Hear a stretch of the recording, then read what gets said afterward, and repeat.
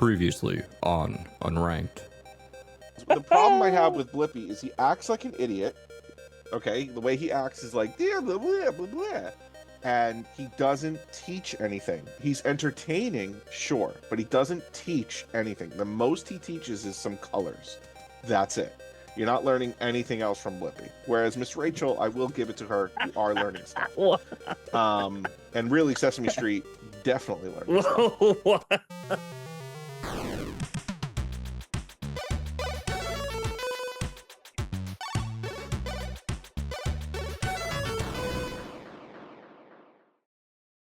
I didn't edit that to do that. That was in the episode that went out last week. That's and I amazing. didn't know it until I went through the episode to make the recap. Incredible. And I don't know what happened that caused it to switch to just me for that moment. Yeah. And do that. But it was kind of amazing. So I had to.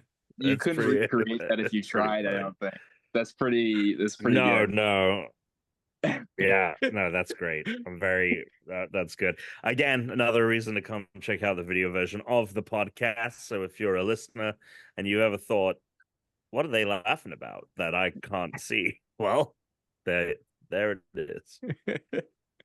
Welcome to the 439th episode of the Unranked podcast. This is Christian Humes. Alex Tuna Marinello will be joining us. He is delayed by baby. We have Tom Caswell and special returning guests, Cade Onder.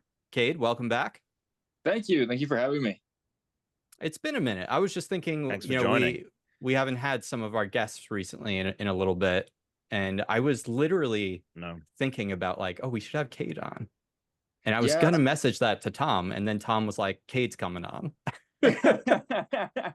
Yeah, he texted me over the weekend with all the Comic-Con stuff. And I was like, you should come on. I was like, I got nothing to do. Yeah, let's do it. Hell yeah. I was like, I desperately need like an hour to talk about MCU stuff with Cade after watching Deadpool and Wolverine and watching or seeing all the stuff come out about Marvel's Comic-Con panel. So I was like, great, we'll just do it on the. I know Chris will want to talk about it too, so we'll just do it on the pod. Right. So yeah, it's great. Yeah, it is great. It is great. At this point in the show, before we get to Marvel, Tom, what we typically like to do is talk about today's Pokemon because it's the 439th episode. True. We're going to talk about the 439th Pokemon, which is Mime Jr. Oh no. Oh no. That's unfortunate. Mime this is a really Jr. I will, Tom, if you want to go take over Tuna's job of going over the name, I will just briefly describe this Pokemon. Cade, if you want to Google it, Mime Jr., so you can have him up. I'm just going to describe what he looks like. Cotton candy clown is what I would call this one. He is sort of a very faded pink. Yeah. He's got a very childish, almost Smurf hat. A little bit of whipped cream. For sure. Yep. Definitely seems like he's made out of sweet treats. Sweet treats. Yes. The one thing for his nose and belly button. I'm going to put it out there right at the beginning. There's one thing about this Pokemon and this Pokemon line that I know people find Mr. Mime very creepy, and I agree. The second they got the fairy typing attached to it, a psychic fairy Pokemon is a very good Pokemon, regardless of if it's one of the ugliest things that's ever been created. Yeah. Tom, tell us about the etymology. It is good. I mean, it may be derived from mime and the abbreviation of junior. I'd be shocked if it were, if I'm going to be honest. Mene, its Japanese name is Mene, and it may be a combination of Mene, which is Japanese for mimicry, and the interrogative particle ne. Desine means isn't it? So ne means mimicry, isn't it? Yeah. Oh, okay. It could also be derived from nene, a Spanish term for baby. Okay. So there you go. Like Call me Yeah, Nene. this is here's the thing. I know what they're going for with this one. I don't bemoan them for trying to do a Mime Jr., a pre-evolution of Mr. Mime. But I don't think they stick the landing, I'll put it that way. I mean, typing is lifting it up for me. Something I know, Cade, you've been on before, but I don't think you've been on since we actually rate them now, so we actually rank them. Yeah, that's so true. We actually we try and take in all the different factors, their visuals, their their typing, vibes is another factor for sure. Vibes is a factor. Oh yeah, there's the list. Chris shared the list. Yeah, I'm not sure if you can pull you chat can up do that. on mobile because I've While never you're done it. doing But it. if you are, you can see it because we're just ranking it within the generation. Yeah, don't know how familiar you are with any of these, but zero. Great. That's I mean, perfect. I'm gonna be honest. I'm gonna be honest. It's toward the bottom, and it might be the very bottom. Oh, okay. Well, hold on. Before we get that far, let's just do one or two more things. We're not going to waste a lot of time on this guy because he does suck. There is one good thing about Mime Jr. He can also evolve into Mr. Mime Galarian form if you're in the Galar region, which the Galarian form of Mr. Mime has a third stage. Oh, is that the one with the top hat? Yeah. Yeah, and it's an ice type, which is pretty cool. Pretty cool. But Mime Jr. still kind of blows. I'm just gonna get this out of the way. We do like to put out some Pokedex information about it. Known to turn up in bustling marketplaces now and again, it mimics people much as a child would, then watches how they react, eyes sparkling. It doesn't even have the like creepy factor or the scary factor or the like am I Ash's dad factor that Mr. Mime has? No, the fun, yes. No, the fun. It's really kind of a shit. Wow, Pokemon. they were really on something with the Galar and like all of the shit happening in Gen 8. Yeah, it's shit. It and if it wasn't for the fact that it was Psychic Fairy, it would be probably at the bottom. I'm looking at this list. I don't know. Personally, I think I'd put it dead last. I think I'm looking at these. But I could go higher. I would put it second to last. I think Per Ugly is a really okay. I mean, it has ugly in the name. Sure. And it's the evolution. Yeah, okay. So whereas this is at least going to become Mr. Mime, and you'll have a Psychic Fairy type. So like you can get a Psychic Fairy type, only like a third of the way into this Pokedex. That's typically like a typing that you don't get so early into a game. So sure. It has functionality points that Per Ugly doesn't. Is really the only reason I think it's not true. last. That's true. That I would put it if I had to pick one to put on my team, I would pick it over Per Ugly based on its typing alone. So I'm happy. Go ahead. Yeah, let's see if you have a thought here, okay?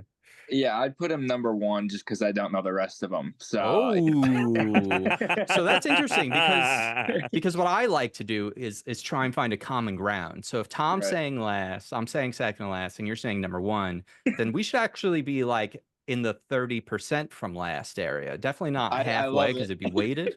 So I think, Tom, we're looking more around like Combee area. Maybe below, maybe above Bonsly or below Bonsly. I love democracy. Just completely. This is like ranked choice voting, right? Like Mime Jr.'s got to go up a little bit higher. I'd put it above Burmy, below Bonsly, I think. Okay, I think that's good. Yeah. Cade, you just bought Mime Jr. like 15 points.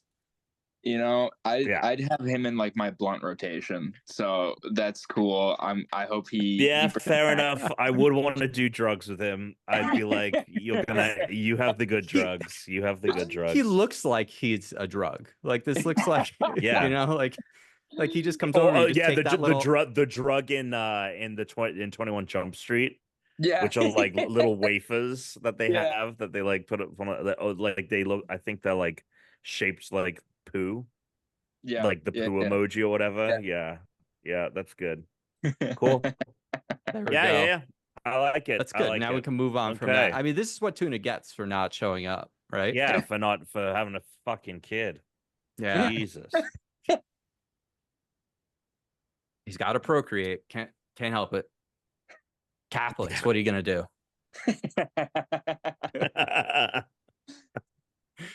All right.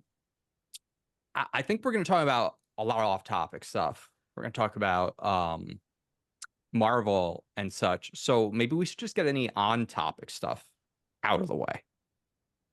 Sure. So gaming wise, yeah, go ahead. Cade, have you been playing anything recently? Anything of note? Anything interesting?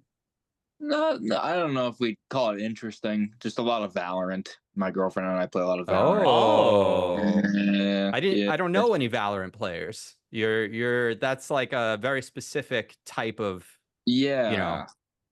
It's kind of like Counter-Strike, if you ever played it or know anyone who plays Counter-Strike. It's very similar. It's like Counter-Strike meets a hero shooter, you know? That kind of like, if you shoot someone in the head, they're gonna die. One to the head, they're pretty much done. But you mix in like all kinds of special powers and stuff that keeps it really interesting.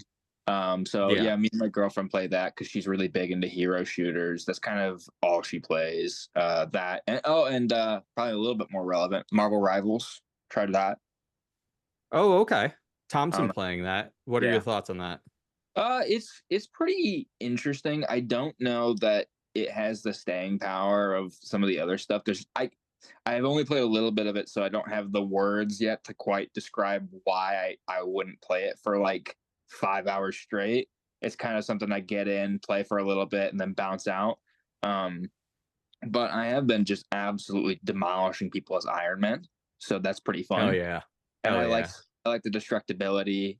Someone set up like a Punisher turret. I don't know if you have paid any attention to it, but Punisher can put down a turret and he can shoot people from it. And he was inside of a building, and I just blew a hole open in the wall and just blasted them apart. And it was really satisfying. So I like those little things that can keep every match unique and different and reward strategy and stuff. I really like that in a game. So it's cool, and I'm eager to see them add characters probably like Dr. Doom or Wolverine or Deadpool or whoever into the game later.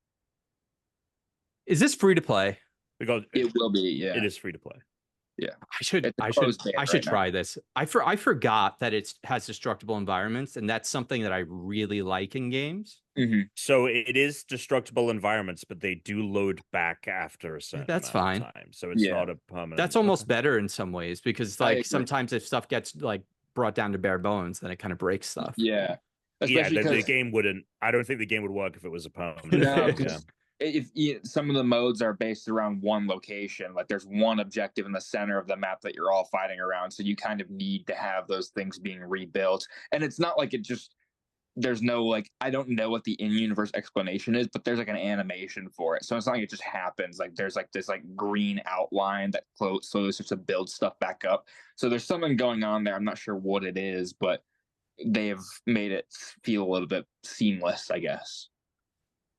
Yeah, I definitely think we're going to get more, like, we'll get some cut scenes and other stuff when it fully launches, because so I actually chatted with the voice actor who plays Galacta, who is the narrator of the game and daughter of Galactus. And, she's kind of like the central figure. She's the one narrating the game. And I definitely think, like, I don't think there's actually going to be a story, but we will get some context as to what it's called. I think like all the animations are great. I did actually play more since Comic-Con because I was just like in a Marvel mood. You know what I mean? So I was like, you know what? Let me give it a shot, because I didn't really like it the first couple of matches because I don't know if you played the Concord beta, Cade, but I actually enjoyed the Concord beta more. Specifically because it has bigger arenas for the most part, so you can position yourself and like really tactically use your powers. Whereas I feel like this game is Rivals is very much like Overwatch, where you are in the fray constantly. It's this two-side push and pull thing. Yes. That being said, I did spend more time with it, and the more I wrap my head around the characters, the kind of syncing abilities, like whatever hero did, I did find myself enjoying it more. I also like played it at my computer rather than playing it on my like handheld PC thing. I like Punisher. He's great to like he can mess people up. You have the turret, you also have the zip line moves, so you can like as long but I had the thing where like I zip lined and someone blew up the object that I was zip lined to, so I like got dropped immediately, which was cool, but like I was like pissed off. Sure, yeah. I like Thor. He can take a ton of damage, so you really have time to like play around with him. He has there's no moves that I would say he has that are like, you know, he does everything he does in the movies. He throws the hammer, he swings the hammer, he brings lightning down. That's kind of like his power set. Namor, I like as well. I was messing with Magneto a bit. He's great because he's like Reinhardt in Overwatch. He can bring up a shield to protect the whole team. Those were mainly the ones I was messing with. I think I also messed with some of the support heroes as well. Rocket Raccoon is like the default support hero, and he's great because he can do quite a bit of damage on top of like healing. Although some of their I'm a little like I played as Jeff the Land Shark. So there's a character called Jeff the Shark in Marvel Comics, and this is Jeff the Land Shark because he needs to be on land. So he's actually like a dog shark hybrid. He has legs, and he spits out these bubbles that if people walk into the bubble, they heal. And I was trying to learn how to play this with him because I was like trying to aim the bubble at the person, but it didn't seem to. I thought like, oh, if I hit them with the bubble, they'll automatically heal. But he seems to be set up more like, no, like you need to place the bubbles around for people to walk into them. Yeah. So yeah, I'm much higher on it now. I'm also kind of like got a little bit of Marvel juice going from Deadpool, Wolverine, and the Comic-Con panel. So I'm kind of like, yeah, like fuck yeah. I love all the designs for the heroes as well. Like I think they're very familiar, but also like unique and feel definitely like multiversal variants, which is again what this kind of game is about. So yeah, I've been enjoying that. Valorant, by the way, Chris, I think they just dropped the full version on console today. It was in beta for a while, so the full version of Valorant is on console, and if you have Game Pass Ultimate, you get all of the heroes. Yep. And that applies usually PC as well, right? Yeah. That's dope. Yeah. So if you've been wanting to check out Valorant, that is that. I played that a bit when it first came out and enjoy my time, but it is tough. Like Cade said, you take a headshot, you go down. So it's not and there's a lot of people who've been playing that for a long time now. Whereas I think if I'm going to try any of these at this point, I'm going to go try Marvel Rivals because I think that's probably the most newcomer friendly at this point. Just I think because of the design, because of the IP, I imagine it's a little bit easier to just jump into that. And I think I'm more interested in that because of the IP, because I'm a sucker. Yeah. You know, that's of course. That's part of the appeal of the game. That's the selling point, right? Yeah, absolutely. If they did a Star Wars one, I would absolutely be there playing it right now. Like for sure. Definitely give me a One Piece one. I'll be playing it right away. You know, if they made a good Battlefront game, I'd play it. I'm glad I'm not the only one who thinks those games just don't hit for me, and I don't understand the obsession with it. I'm like, I'm sorry, I don't want to the originals are original great. Battlefronts. Yeah, Yeah. the original Yeah. Battlefronts. The campaign I fell off in the of- new Battlefront was actually like pretty fun. It wasn't like anything great, but like Yeah. it worked, and it was visually like, I mean, visually it was incredible. Like the sound and the visuals were great. Oh yeah. That game was not very fun to play. Honestly, I wonder if I booted up Battlefront the 2015 reboot, if that, because I remember that game kind of being mind-meltingly good to look at. It's, I mean, that was Tom, the- it that still was is. Still very good. Yeah, that was the It's- thing with Frostbite, right? Like that Frostbite was like It was the really fucking lighting. ahead of It's the its time. lighting. Yeah. The lighting is, Everything it was wasn't ray tracing, but it was as good as it was gets. years before. Back then, at least. Yeah. Um, I want to talk about a game I played today. It just came out today. Man, there's just so many games to Okay. play right now. Like always, there's just There's always so many games to play. I played so many video games this year already. I downloaded and played a new game today. Thank goodness you're here. oh yeah, just released today. This one. It is a bizarre video game. It is as much like a narrative as it is a game, but not a deep narrative. This isn't a Naughty Dog. This is like very simple jokes. It is a very, very British comedy. It takes place in a like Right up your a northern English town called Barnsworth is where it's supposed to take place. Tom, it is straight. Cade, Okay.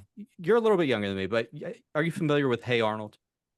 Yes. You know how Hey Arnold is kind of like this sort of like nowhere city because it's not Seattle, it's not New York, it's not Chicago, and like as much as it's like nice, there's also like it's filled with like the weirdest motherfuckers you would ever meet in a city. Yeah, absolutely. That's what this game is, but it's all like English sensibilities and English comedy. Tom, it feels like I'm playing a game from the old Ricky Gervais podcast when Carl describes the estate he lives on, and it feels like I'm playing a video game in that estate with like, oh, That's there's the weird woman with the long nose, and here's the guy with one leg, and like it very like Hey Arnold kind of characters. You play a traveling salesman, and you can move, and you have two buttons. You have jump and you have slap, and that's it. Jump and slap. And visually, it is like 2D. It looks like a cartoon. So the actual interactions, like gameplay wise, are very simple. It is much more like you are playing a cartoon, is what it feels like. That being said, it works because it has been very, very funny. If you liked those old Ricky Gervais podcasts when Carl talks about like growing up, that's what this game feels like. Like these just bizarre stories, kind of like Hey Arnold too, where like you just run into people. You're going around town, and it's kind of like everyone in the town is just kind of like helpless and can't do anything themselves. And so you see them and they say like, thank goodness you're here. Like I dropped this thing and I can't get it. And the guy's like arm is stuck in the sewer grate.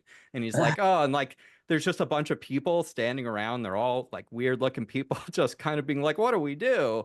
And so like, you have to go and find lubricant to help him get his arm out of the, like, it's very simple, but it's really funny. And the game doesn't care about scale at all. Like they make it really bizarre. Like your character's tiny. Like you're like literally pint sized. You're actually like in a beer pint at one point. Whereas like everyone else is like normal sized. Oh, okay. Interesting. So you're just going around doing stuff to help the town out and solving problems for people, but you're doing it by just slapping things and hitting things and knocking things over and breaking stuff. It's pretty fun. Is this Game Pass? No, it's actually not on Xbox. It's on PC, it's on PlayStation, it's on Switch. So it's Cool. $30, so it's not at least full price game. I think for some people, especially because it's it's not. I lied. It's $16.99. I'm looking at it right here. I don't know why I thought it was $30. Okay. NES World Championship. I was gonna say $30. Yeah. Yes, that's correct. Yeah. Yeah. So this price I think is actually really good for it. It's great. I'm loving it. As a person who often says like mobility and mechanics and gameplay are like king. Like it is very rare for me to like actually like put a story or like the other parts of the game first. Those being as like bare bones and not like, you know, doing anything great and I still love it, tells you like how good the artwork and the characters and the little stories the game has are. Because I'm always just complaining about controls and stuff. And this is a game that like it controls well enough, is what I would say. You know, you're certainly not going to come out of this game talking about how great the gameplay was in any way. Yeah. It's fucking funny. Well, it's just fun. It's really funny. It's fun. Like it sounds like it's got like WarioWare mechanics, but it's just like random. Yes. Like interactions. Yes. Fun. There's like I had to like mow the lawn. And like when I picked up the lawnmower, it cut to like a new camera view and there's like flowers talking to each other. And I'm like mowing closer and closer to the flowers as they're like talking to each other. Like it's just like very simple gameplay that you're doing. Cool. I think I did spend 10 minutes though walking around trying to figure out what to do at first. Because have you ever played a game and you just forgot that you could do something very basic in it? And so I was trying to figure out how to get to the lawnmower. Yeah, I was like, go to the lawnmower, dude. And I was like, well, it's gated. I don't know. Like, and I'm just trying to figure out how do I get around this gate? And I'm like, do I need a key to get through the gate? Like, do I have to leave the place and come from the other side? I don't know how to. I could jump over. I could just press jump. I feel like I feel that's funny. I feel like I remember that was the reason I stopped playing Untitled Goose Game. Oh, from the same developer. I remember like getting to what was that? It's from the same developer. Oh, okay. That makes perfect sense then. That makes absolutely perfect sense then. Yeah, that game had like a moment where there was like one, because you had a checklist of things and then you like but you had to discover what those things were. You didn't know what the things on the checklist were. You just had like, you knew that there were 10 things that had to be done, interactions, and like the last one on this level, like I just remember like spending hours and I just couldn't find what I had to do. And I'm sure it was something simple. Okay, cool. That both, Cade, you explaining that it's the same developer. Sorry. It both makes me even more intrigued, but also like, I liked Untitled Goose. I just remember like, oh, okay, same pub. Okay. Sorry, I was watching the trailer and it said something about from the people who made Untitled Goose Game or whatever, and I was like, oh, and then I clicked on it. It's the same publisher, not developer. They just didn't label that correctly. But still, same kind of idea. You know, obviously, they're looking for similar games, I guess. Yeah, I would say it's Tom. It's you don't get a checklist in this, so it's a little bit more ambiguous than Untitled Goose Game, except it's a little bit more open, and anywhere so far where there's actually been something for me to do, there'll be a person that's like the guy who is like, can you mow the lawn for me? Like, cause he was like, he couldn't do it. And someone else who's so like the people are telling you what they need. So that part, but the challenge part of it, like Untitled Goose Game had a couple things that I found actually like very hard to do. That has not been the case here. Like the actual like doing parts of this game have been very simple, so that like you're able to, because I think the jokes don't work if you're frustrated and you're failing, you know, like the stuff you're doing has to be kind of easy for it to be funny. So I wouldn't be worried about the frustrating part of Untitled Goose Game with this for sure. I also think like you would love the art, Tom. The like, art's really cool. I saw some like things on Twitter being shared today on it, and it did catch my eye. Your fiance would like this. She would probably like this game. All right, well, I will pitch it to her. She's been playing an obscene amount of Stardew Valley, so she might be ready to move on. And like you said, it's got like she likes all the weird characters in that game, which it sounds the same of like, oh, there's one man with a leg, there's a homeless person that's a best friend. Okay, I will because I tried, Chris. I tried to kind of say like, hey, you want to play this Nintendo World Championship? Is that gonna? And she hated the fact that it plays the ghost on top. Like you know can you turn have that the. off. Oh, you can turn that off? Yeah, Oh, yeah, you can okay. turn it off so that you play in the big screen. Just okay. Because she was like, that stresses me out. I was Oh, like, it's okay. too small. You can't. It is Have you small. played this game yet, Cade? NES World Championships. Have you No, seen this? no, I It haven't. it's like a speed running game, and they have all these like mini micro. Oh, maybe I have seen this then. It's super cool. It's super cool. But the dumb thing they do in the standard thing is they show your best time next to your gameplay and makes your gameplay this like tiny fucking. You can just turn it off so that it does like the much larger video. Tom. Yes, I know what this is now. Yes. Yeah. I also hated that. I understand her frustration because I tried playing with that and I immediately was like, this can't be how they want you to do this. This makes no sense. And thank God it wasn't, because with Nintendo sometimes that is the case. I wonder if I would have had better times if I had undone that. The only I've played a little bit of. I've been trying to get. This last week was really tough with Comic-Con. I tried to get back into the Destiny groove, so I've been catching up on all the Act 2 stuff that I was missing out on. Obviously, we'll talk about Destiny 2 and Bungie in the news today. But the other thing that I've been checking out, and I know you checked this out, Chris, and I don't know if you went back to it at all, but I've been enjoying this Flintlock game. No, I didn't, because I've been watching the Olympics and playing NES World Championships, and also Walkabout Mini Golf came out with Wallace and Gromit. So like I've had my hands full. Literally with VR controllers. Hey, did you get around to Flintlock at all? No,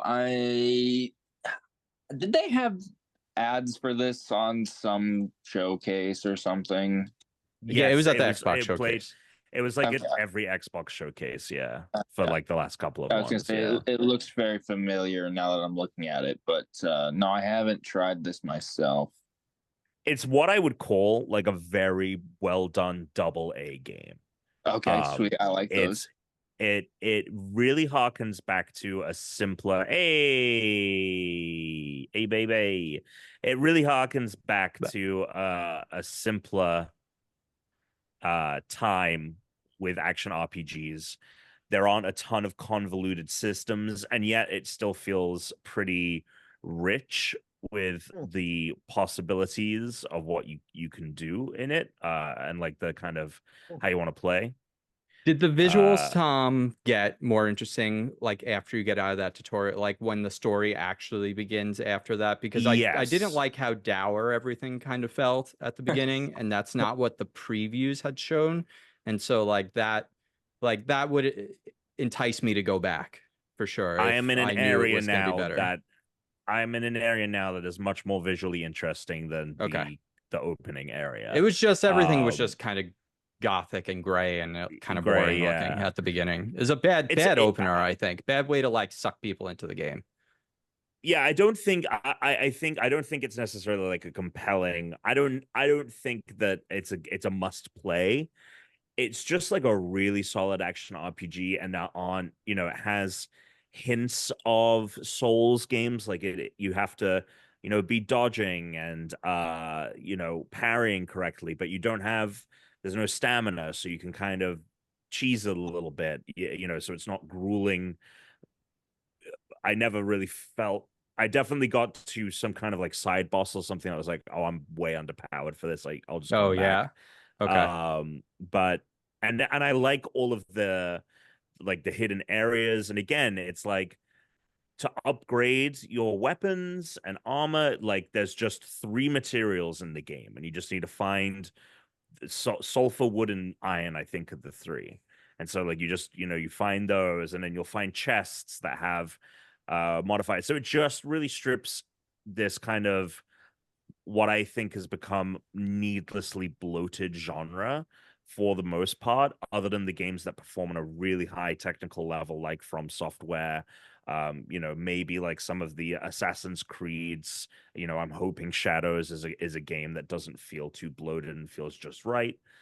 This like strips it down to like the bare essence. So if you've been kind of craving a Souls game or like an action RPG that doesn't require a ton of devotion in terms of like you can just really kind of turn your brain off for this one a little bit.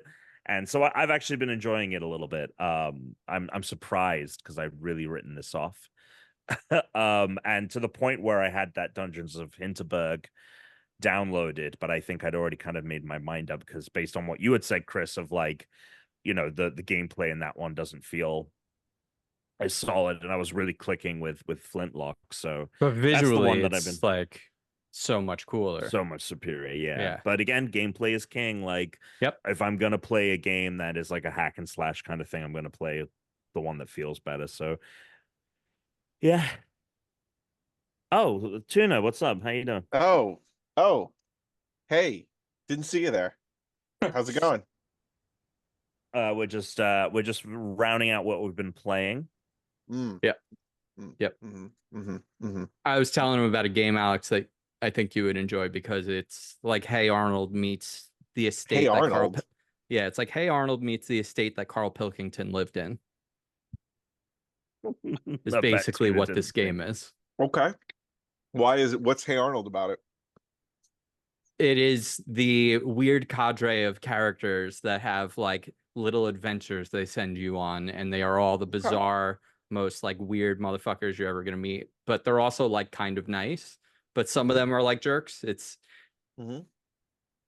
definitely the closest thing I could compare to, other than like the Ricky Gervais shorts of Carl as a kid on the estate. Like it is definitely an exact combination of those two things is what this game is. Yeah. Okay. And it's called Thank goodness you're here. Oh, goodness. Yes. Did you play Untitled Goose Game?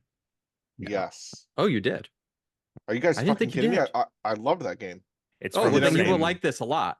it's I from did the everything same you team. could. I did everything you could in that game. It's from the same team. Yeah, you would like this a lot then. Yeah. Because it's you play as like this guy, this really little guy too, which is weird. Because everything's weird about it. And you go around in the town, and instead of like causing chaos, your town is chaos. Everyone is helpless, and you have to go help them. It's sort of like the inverse Untitled Goose Game, but the gameplay is relatively similar, although simpler, but it's a lot funnier because it takes place in a fictional English town. So it's very like British humor. So you would like it. Tuna's here. Yes, Alex? he is. Hello. Welcome. Hello. Welcome. Yeah. Do we want to talk about anything else before we talk about some Marvel stuff? Do we want to just check in with Alex? Yeah, Alex, how you been doing? playing anything? Yeah, how you You doing? got a beard trim up. This is a new beard look for you. It's just- looking good. It's just not shaving it. Yeah. That's Yeah, what but it this looks is. like you trimmed it up below. I always shave this part. He does. Yeah. He does. Yeah. I always Too shave much in this my part. opinion, but there it is. What is your problem? It's just a very like thin. Do you not grow anything here, or do you? Where? Oh, up here? on the cheek? Yeah. Not really. Not really. I don't grow a lot over here in the cheek area. I Yeah. also don't grow a lot here Yeah. See, I have underneath that. the lip. I don't have this. There's no hair growing here. And That's if I true. don't grow this, if I shave this, there's like not that much hair growing in the old chinny chin thing. So Almost kind of like Wolverine. You could get like mutton chops. what is You could what get is some happening? really good What is mutton chops. happening? What is happening? What Well, is Cade's happening? here. Cade's here. His video is off. We had some. Oh, He's on his phone. Cade is here. Do you see the screen? no, Okay, so you don't see a thing that says Cade Onder. Correct. He's Okay, got you must video have the participants turned on. yeah. You've got video you just participants. hear my Yeah. voice, and they're like, "Who is this? Who's Well, this poor boy?" I heard twice now. I heard like a little laugh injected, and I was like, and I Amazing. thought that Chris was using his soundboard to We like shouldn't have inject a said anything. laugh. We shouldn't have said anything. Not Yeah, the acknowledge whole the time. rest of the show. Just I'll just chime in with random little comments, but nobody else acknowledge it. Yeah, that would have been good. I mean, that would have been a good bit, definitely it for a future finally episode. popped up that it says Cade is talking when you were going on a full thing, but if you were to keep it to a couple words, I would have been like, something's going on. There's an entity in the Zoom call. Yeah. What is going on? Yeah. Well, I was gonna ask. I was like, I thought you said Cade was on. So anyway, all right. Well, hello.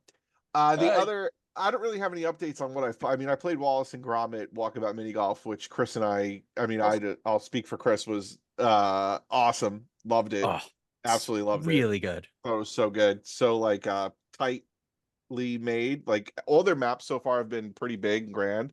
And Wallace and Gromit was kind of confined to the house, the backyard, and the basement. And they did a great job. What are you doing? Okay, sorry. Beep, beep, beep, beep, beep, beep, beep. What's going on here? Yeah.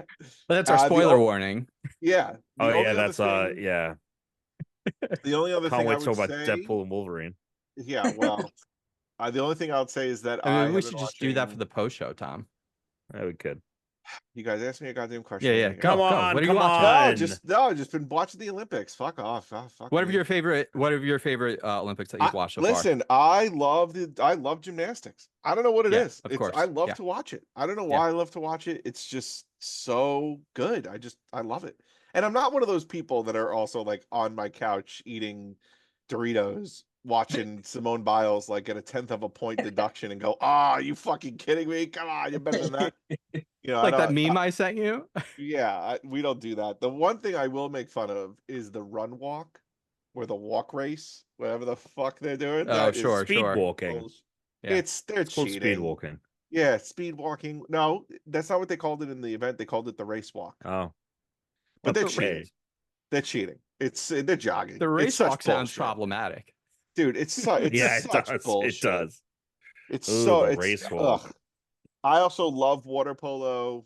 The race walk of 62 sucks. The walk. Yeah. Anyway, that's it. That's all I got. Oh man, so did you not watch any of the women's rugby? I did. You know what's really funny? I still can't 100% understand rugby. Oh, really? Like, I just don't really understand it. Like, so I've never watched it before. Like, why? I'm always like, why are we just like the whistle blows? They put the ball down. I'm like, wait, why are you? What? Why? Dude, it's amazing. It's like football, but instead of it being fully turn based, it's almost like a real time football because there is a sort of like down with the ball, and then they like right.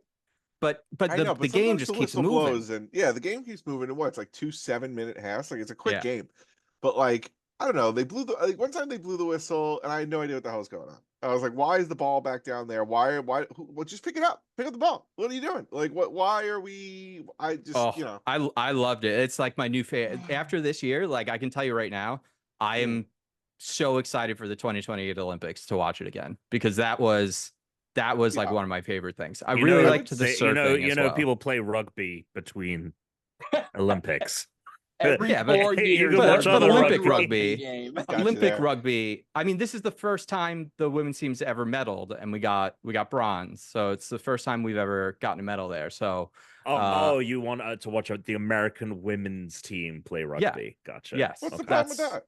Yeah, nothing. I'm just saying, there's a lot of other rugby happening. Well, here's the thing, though. There actually isn't in America, which is like and so. Because they did so well, though, they got a ton of money injected to their team so that hopefully, they can do even better the next time around, get more training, more resources. I mean, I will say this, I'm very excited about the Olympics coming here to LA in 4 years because just for the time zone alone of being like your time zone everything's it's going to be so good for me to be able to watch. It's actually better for you, Alex, because that means you won't have anything super early in the morning. You will have some stuff that's late at night, but like it's great. I'm actually Paris time zone. I don't know. Maybe I'll make 4 years from now, make a little trip. We'll see. I mean, you really should. As someone who's as obsessed with the Olympics, I got lads weekend in. That was 3 days. So in 4 years, maybe I'll get like 5 days. So we'll see. Oh man, yeah, we've booked it. we've talked about it on the show, but it's been booked. The Airbnb is booked. Christian's flight is booked. Barring any kind of, Don't give too many details away. That's it. That's it. That's the. I thought you were about to say the addresses. Yeah, the address, when we're arriving, how we're getting there. There's our social security numbers. Yeah, exactly. Yeah, I was my about. mother's maiden name. Thanks, Tuna. I was about to just rattle off all that information, but you stopped me. Well, no, you've been known. That's happening. When is it happening? Not going to say, but it's happening. Can I say something that I realized yesterday is because of Lads Weekend now, I have basically from September up until Election Day, other than like, I think 2 weekends, I have something happening like every single week. I have a friend's birthday. We're all going to Disneyland during the weekend. I've got Lads Weekend. What's on your hand?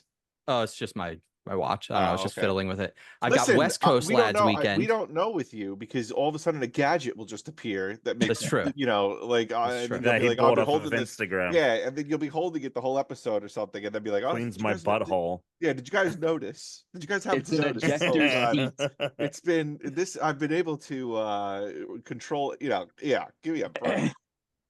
Wait. So I've got West Coast Lads Weekend. Yeah. Wait, do you have East Coast Lads Weekend? Well, you guys are East Coast Lads Weekend. I've got West Coast Lads Weekend. Idiot. Oh, that's us. All right. Because John Murphy's getting married this fall as well. So I've also got John Murphy's wedding weekend.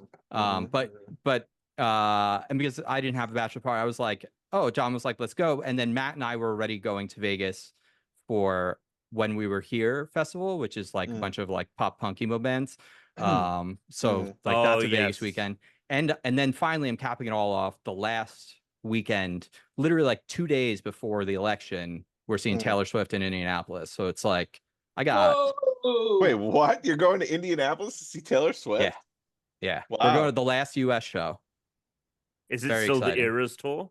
Is it really? It's the last U.S. show. The Eras tour. Like, I feel like she keeps adding shows. Is it sold out?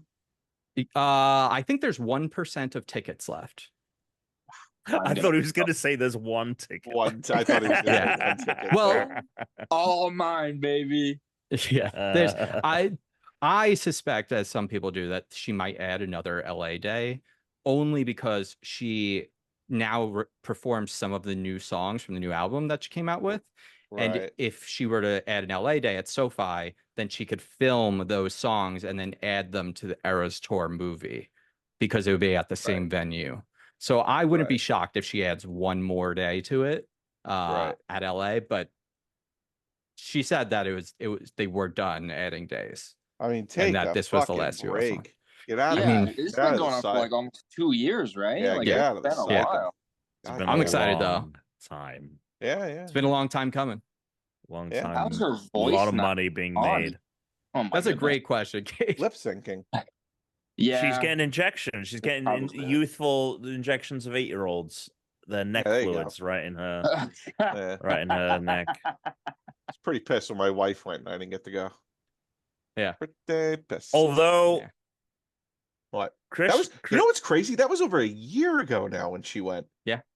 And this tour is still going the fuck on. It's still happening. It's still happening. They made it's a global tour movie in this time. Like, they did. Yeah, they did. They released the movie of the tour, and it's still and then it came to Disney Plus. They released the Zack Snyder cut of it. And they're gonna have to release the Zack Snyder cut with all the Tortured Poets fucking albums. Jesus Christ! I actually crazy. Now they're like nuts. Well, they weren't quite that expensive, but I mean, some of them are like, there's tickets. I think when I looked at it recently to see what they've gone up to, some of them are like $8,000 now, which is nuts. I believe that. I believe that. Oh, my friend gave me a cut of it that she made before the Disney Plus version was done.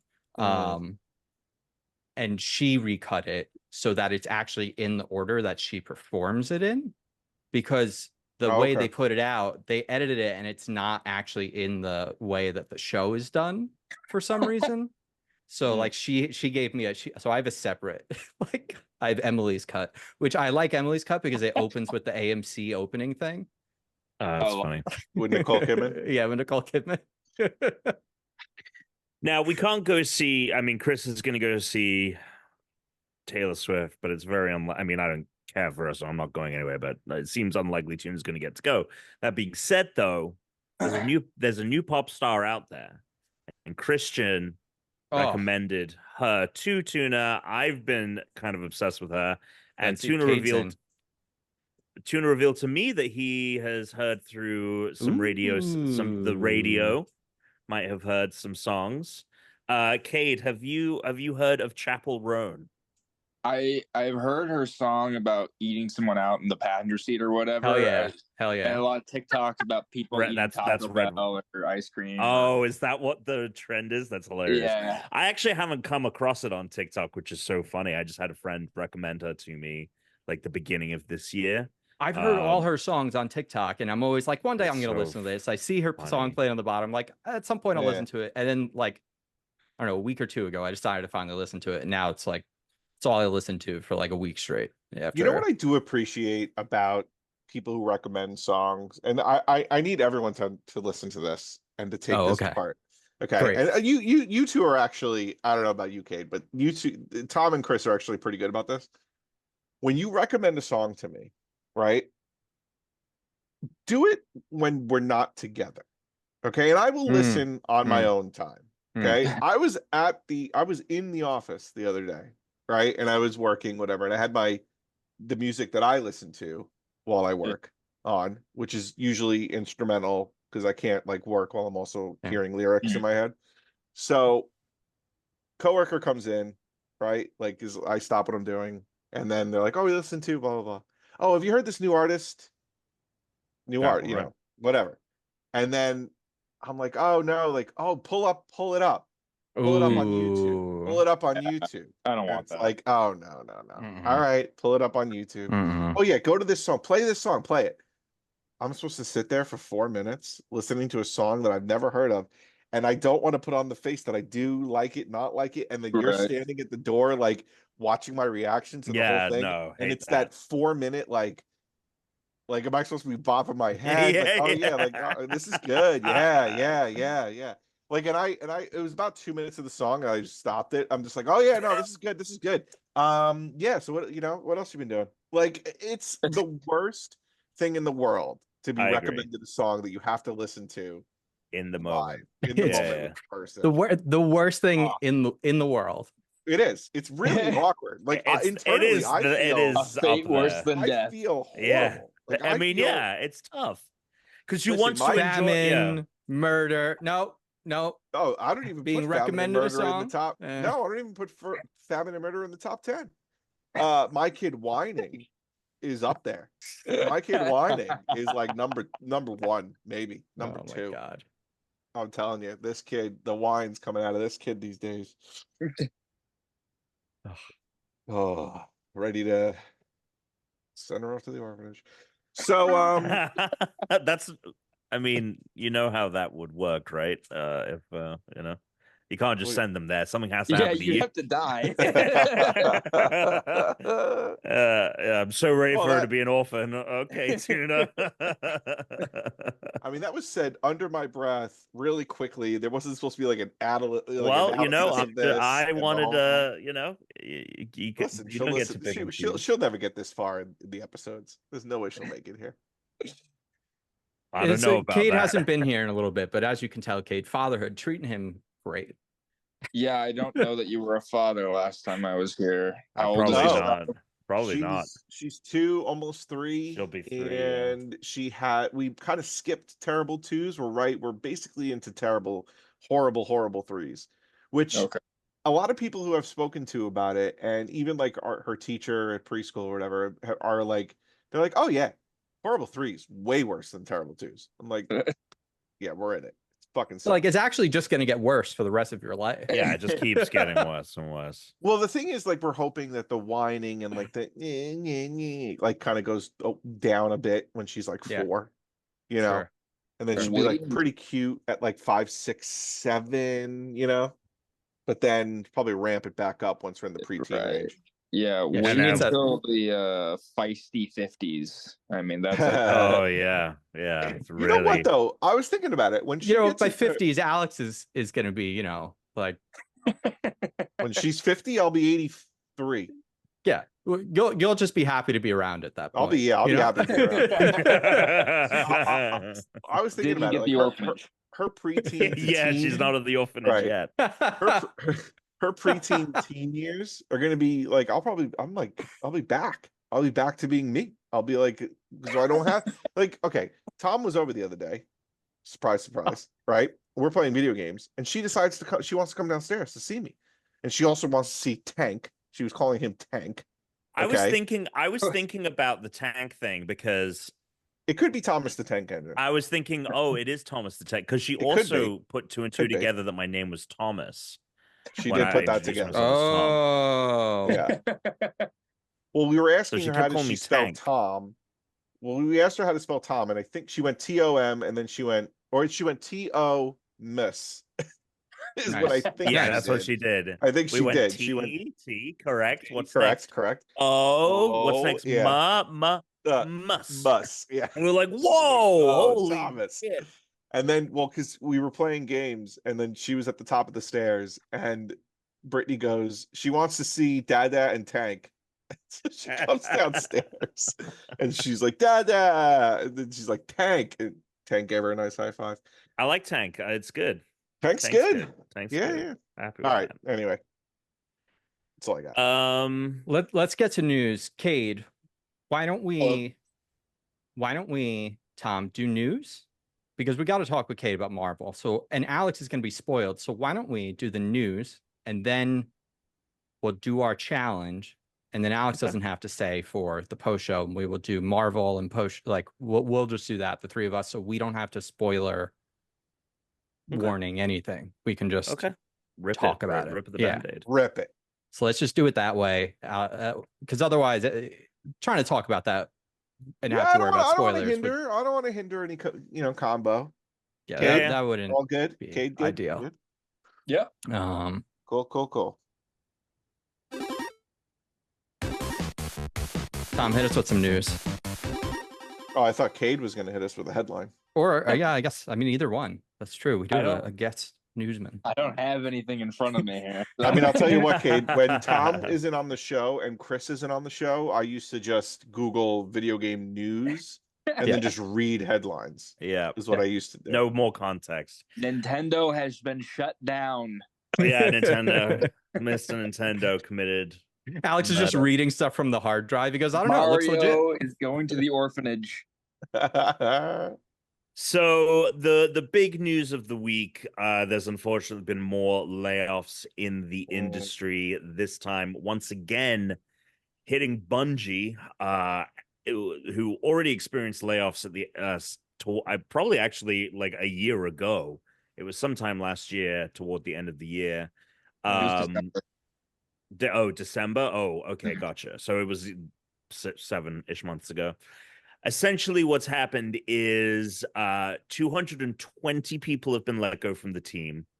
And then 150 people are being spun out of Bungie to form a new studio. And is basically a project that Bungie was working on is basically being spun out and being handled by a new internal studio that is going to be all these former Bungie people. But it basically means that Bungie is losing like 30%, nearly 30% of its workforce. That's wild. Which is nuts. Apparently, these layoffs were in the works before Final Shape even came out. So the kind of sales of Final Shape, the reception of Final Shape kind of had no effect. These layoffs were in the cards. Anonymous Bungie devs even said back in December, we don't think that these cuts they've made are going to be it. We think that there's still going to be more issues. The interesting thing about this round of cuts, a lot of senior people have either lost their jobs or been demoted, because one of the problems apparently is there's just a lot of bloat up in leadership, and there isn't enough leadership that's actually like hands-on doing things. And so some people have been demoted. A lot of top people have left, other than the CEO, Pete Parsons, who has received so much backlash on Twitter from people that even still work at the company who are like, dude, you need to resign.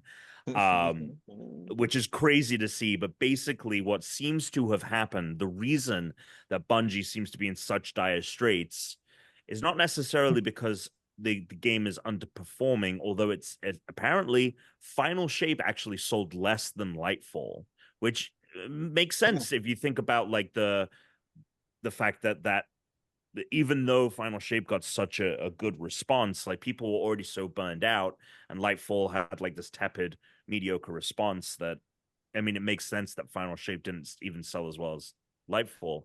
But apparently, I thought it was great. Yeah. Oh, it's fantastic. Final Shape is fantastic. It's just unfortunately like too little too late at this point. Yeah. And basically it seems to be that the problem is that when Pete Parsons and leadership at Bungie was selling Bungie to Sony, they completely overpromised on what they could deliver with their numbers. And that's why basically Sony paid too much, kind of like how Xbox is in a similar situation with Activision.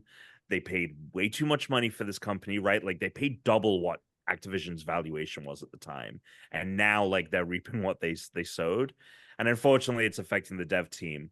The other heartbreaking aspect of this is that they're still working on Destiny 2 and Marathon. However, this project that was called Payback, that people for a long time were like, this is Destiny 3. Now it seems it's more of a spin-off. Whatever it is, that's not happening anymore. That has been indefinitely shelved. It's just going to be Destiny 2, which is really problematic because Destiny is inherently very...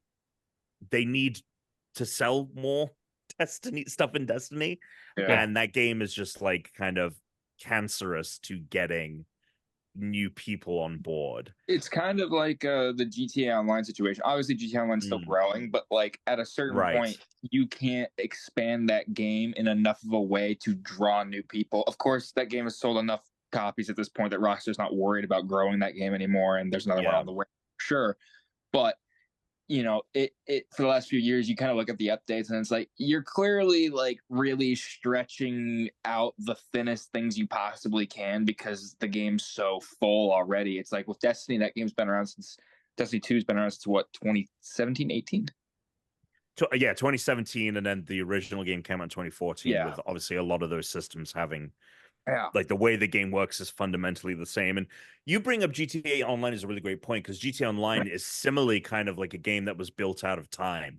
Like that experience was built in a completely different world, and they didn't really know how to build kind of these seamless live action MMOs. And what is that fan backlash going to be like when they're like, we're cutting GTA Online, this is the new GTA Online?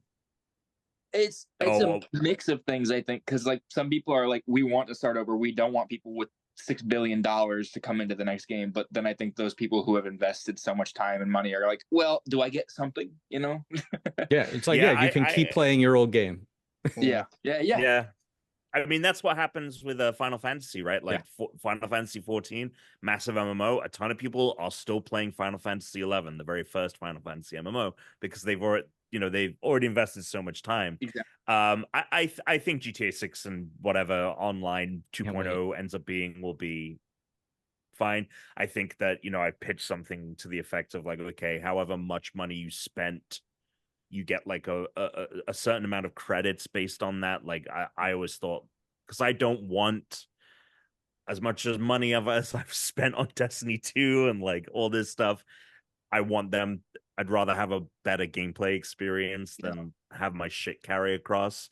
So if it's a case of like, okay, you spent X amount of dollars on Eververse or Silver or expansions, here is X amount of currency for you in Destiny 3. Although it ain't happening anymore, it seems. And this is really that bad. sucks. I was actually really sucks. I was really excited about the prospect of a Destiny 3 where they could cut and run on everything. They can throw every part of the game out that they don't like. They can add new stuff. They could start everyone from scratch. The idea that that's not going to happen is a big bummer. And again, this Project Payback is seemingly not like what Destiny 3 is. It was more, they were referring to it internally as the next Destiny, but it sounds like that it wasn't like the next iteration of the MMO. Yeah, regardless, it's just their next IP. If that is being shelved, it was a Destiny thing in the Destiny universe.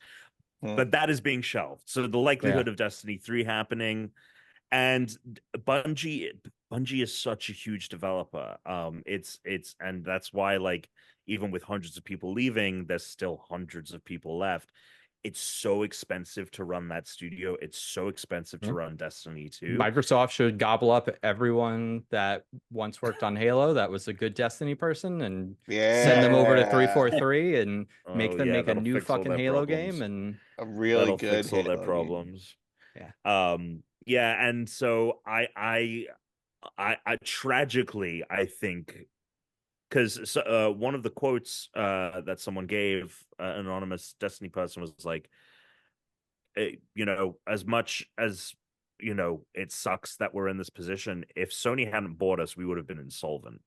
Yeah. So I don't see, unless Marathon is somehow this lean game that doesn't cost them a lot of money to make and makes Sony a ton of money, I think Bungie is in for like a death by 1,000 cuts, and I almost have no hope that, because it took so much time and effort to make Final Shape, to think of this team being able to carry that momentum into like what Destiny 2 where Destiny 2 needs to go from here, let alone the fact that we're not getting like a fresh iteration of the game that desperately needs. Like, I just don't see a future for this studio, and that breaks my heart, because this studio basically single-handedly like kind of reinvented gaming with Halo, and like to think like this is where we are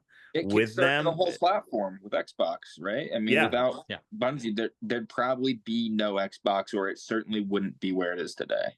Absolutely. Maybe this is online games wouldn't either. Online gaming would have been a dude. generation behind. Halo 2 got them. Halo 2 is so ahead of its time that Nintendo still hasn't even caught up to what Halo 2 had. Like, I mean, I completely agree. You think about that.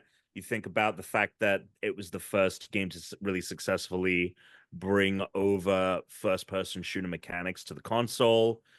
Then you don't have Call of Duty without Halo. And if you don't have Call of Duty, then you don't have like a multi-tens of $billion. You don't have an industry of this size. You don't have all this money that comes into the industry. Which, granted, it has ultimately like also been a big curse as well, right? So maybe we'd all be better off.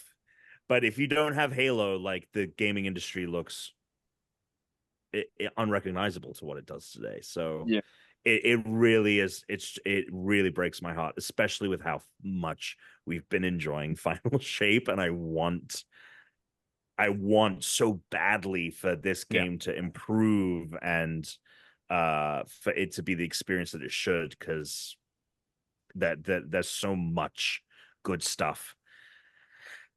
So hopefully in 5 years' time, we're not talking about Bungie shutting down, but I don't see a future in which that is this just a cost of making games today, or does Bungie have like some weird spending problem that's out of control? Bungie has a weird spending problem. It's twofold. It's twofold. Yes, the kind of capitalist driven nature of live service free to play is a broader problem outside of Bungie. But Bungie became overinflated because they went to they were on top of the world with Halo when they dropped that IP. Any motherfucking publisher was willing to pay anything to get Bungie's next project, and Activision did that. Not they Microsoft. Well, no, the reason that Microsoft couldn't hold on to Bungie was because Bungie didn't want to relinquish their IP. Right. And both Microsoft and Sony, who Bungie was looking at before the Activision deal, they were both in talks with both studios. Neither studio allowed them to hold their own IP, and that's why they picked Activision at the end of the day. Yeah, but that is a cost, right? Like at the same time, because that was too expensive to Microsoft to not own the IP. Oh, in right? a They could have just way, said like, fine, you can own the IP, because Microsoft today would have done that. Because Microsoft today is putting their games on fucking everything. Yep, Microsoft today is probably pissed they didn't do that in the first place. Now, yeah, and Activision was obviously like hitting its stride with Call of Duty, just knocking. I mean, that was by the time they partnered with Bungie, the Call of Duty was like impenetrable, right? Like it hadn't had a miss. Like that was like Modern Warfare 2, Black Ops 1 era. It's right after Black Ops 2. Yeah, and it until Destiny comes out, like it's a stretch of like money making games. So Activision overinflates Destiny. This creates this kind of malaise and bloat at the top, and Activision said the reason they backed out of their deal was because the studio just needed more and more money to continuously build what they were making, and poor resource management. And then when that fell through and that money faucet turned off for Bungie, I think they were, as much as they pitched like, oh, it's great, we're independent, we're going to do all these things that we could never do under Activision, they must have been sweating bullets because they were like, well, we know the game doesn't make any money, and now the people who were giving us the money are gone, so we're really fucked here. And they must have just like sold a whole crock of shit. I mean, Sony paid like almost, was it 3 point something billion? Yeah. Bungie isn't worth that. It's not worth it. And it's like, I don't know. So Sony, again, I think was also in a desperate position to get an already experienced live service team onto its into its pantheon. And they wanted Bungie's kind of expertise to kind of spread through the rest of the studios, and which may have actually hurt them in some ways as well. Yeah, since the Last of Us project there's probably other reasons why that didn't go, but one of the things that was cited was Bungie was like, this isn't doing what it should do for our metrics of a live service game. So I mean if I'm Sony, I'm gonna be like, damn, you told us that this wouldn't work, but even your own shit isn't selling the money that you need. So yeah, like, I think I think that Naughty Dog dodged a bullet with that. Even if Last of Us Online or whatever it was a hit and a success, which I think it would have been, as they said, they're like, we have a lot of other ideas for other projects, and if we want to do this, it has to be the only thing we do.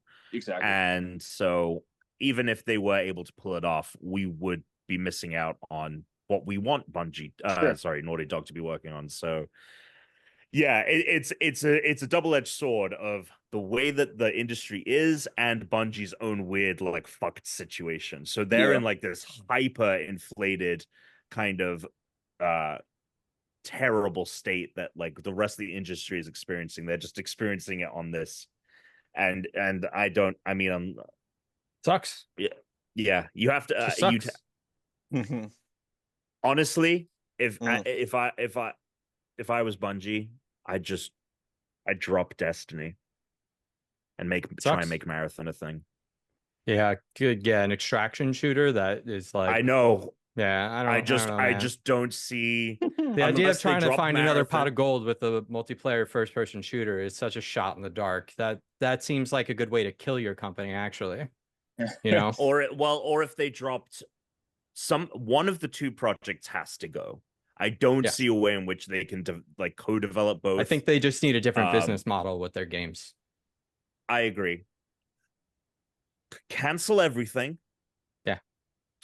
Maybe stay in the Destiny universe because that IP does have a little bit of cachet, and make single player fucking make Halo games. Yeah. Make in Halo Bungie. 7. Right, that's what we're on about. Yeah, fuck it. Yeah. Make Destiny great again. Make Destiny go. Yeah, exactly. Wait, Dude, so should I can you just like fuck- stop playing Destiny now? Like, is there No No, way. No, No. I'm keeping playing. No, baby. No, no, Spend no. more We're seeing money. this through to the end. Spend We're more seeing money. this through. We're seeing Yeah. it through to the end. All right. We'll be there the day they shut those servers off. Yeah, we just got cooking with it again. I feel like We're cooking. Yeah, well, We're you know, cooking, man. no, it's like you're lowering the heat on the burner. I mean, look, it's one of those things where it's like, okay, great. At some point, I will have to stop because the servers won't be running. So it's not something where it's like, oh my god, I got to play this until I die.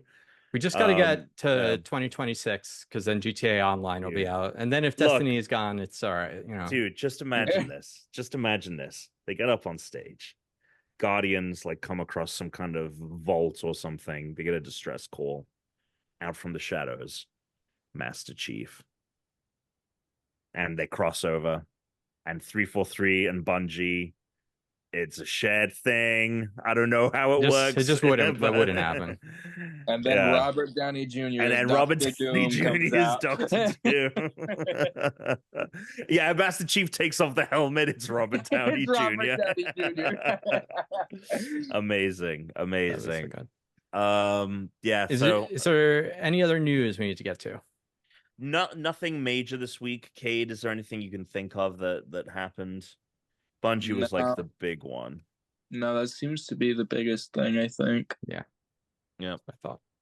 35th anniversary of the Game Boy. Nice.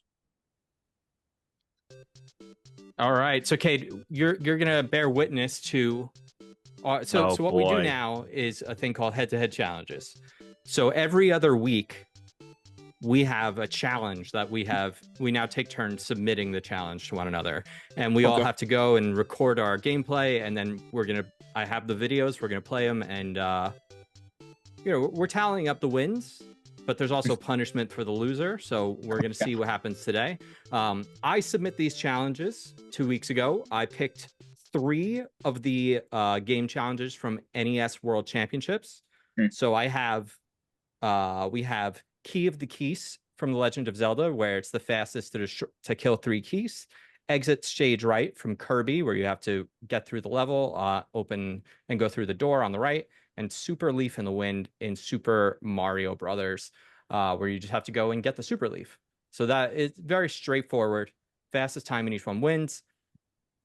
If somehow there's a tie, because let's say Alex wins one, I win one, and we both got the exact same tie on one, or all 3 of us win one, then we will add up our times, and the fastest overall time will win. Now, Alex, you will be the next one to pick. Do you have your challenge prepared?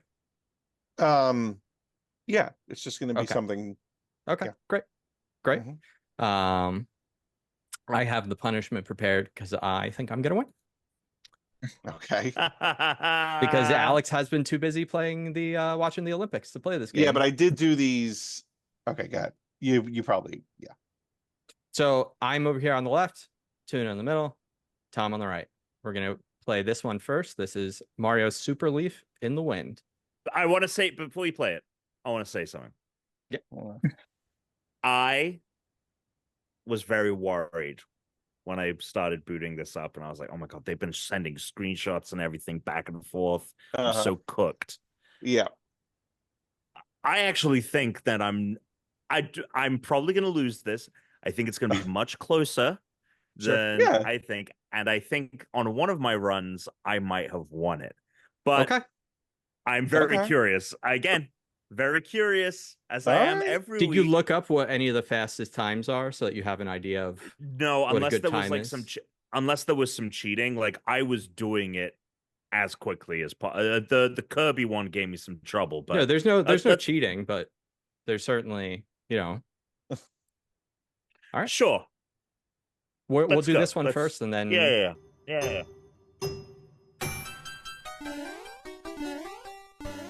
Oh. Oh! Play that again. Play it again. Play it again. Play it again. That sound was.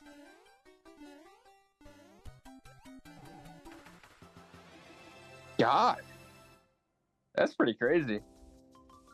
0.66. Oh my god, I was so close to an S rank. Tom, if you didn't get an S rank, Yeah, I mean, if you didn't get an What S is- rank. I mean, I knew. How I many really wanted to give that microseconds one were a you go. off? For what is Not the many, 0.2 or whatever. Oh Yeah, my I God. had 0.66. Alex had 0.78, so I beat Alex by 0.12. Yeah, 0.12. And Tom was 0.96. So I beat Tom by 0.3 seconds. Wow. So I think the fastest time on that is like 4.5 something. It's like 4.58 or something. So I'm like a is that frame the or one you two think off. you won, Tom? No. Okay. No, I knew I could have probably done better on that. It was getting the can I see the getting of the leaf, how you guys did that Yeah. I can do it real again. quick. Because that was the me trying to figure out like the best way to get the leaf after doing the thing. So you do Oh this. yeah, you wasted time hitting that Yeah. Goomba. You can't hit that Goomba. Chris and I literally did the exact same thing. If I had Oh. just done like it over and over and over and over and tried, Yeah, exactly. Yeah, you shave them off. It does come off, but like, what are you doing getting that Goomba? What are you crazy? It's Alex. You want to know what our difference is? Is right here. It's this jump. Watch my jump and watch your jump. Oh yeah, you're right. You went higher. I went too and late. You jumped later. Yeah. Yeah, because you need to. Yep. Yeah, because that was the thing is I was realizing I was like, no, I need to like flow into the. Oh yeah. I need to be in the perfect position to then jump into and hit the thing. Mm-hmm. Shit. Mhm. Okay. Yeah, I needed more time with it. Okay. Do you want to see the Zelda challenge or the Kirby challenge next? Kirby. All right. Let's go with Kirby. I hated this one. I fucking hated this one. Same. I've never played Kirby before. Kirby controls fucking weird. Really weird. Controls like a dick. Oh, like an asshole. I fucking hated this. Kate, have you ever played a Kirby game? I have played a Kirby game, but not this one. So I don't know if it's the same in the future, but this or like older or original Kirby game, there's no run button. You have to double tap to the right to run. Yeah. And then jump is both the A button and up, but it's up, like but the up is the float. Yeah. Really funky. I hated it. It is. It's weird. It's very awkward. I said to myself, my only hope is that Chris and Tuna find this as annoying as I do. Because I know I could get a better time, but I really don't want to be wasting my time here. All right, let's see. I'm curious. But Tom hasn't learned how much of a sicko I am for these challenges now. Well, no, but I know how much of a sicko you are for these challenges.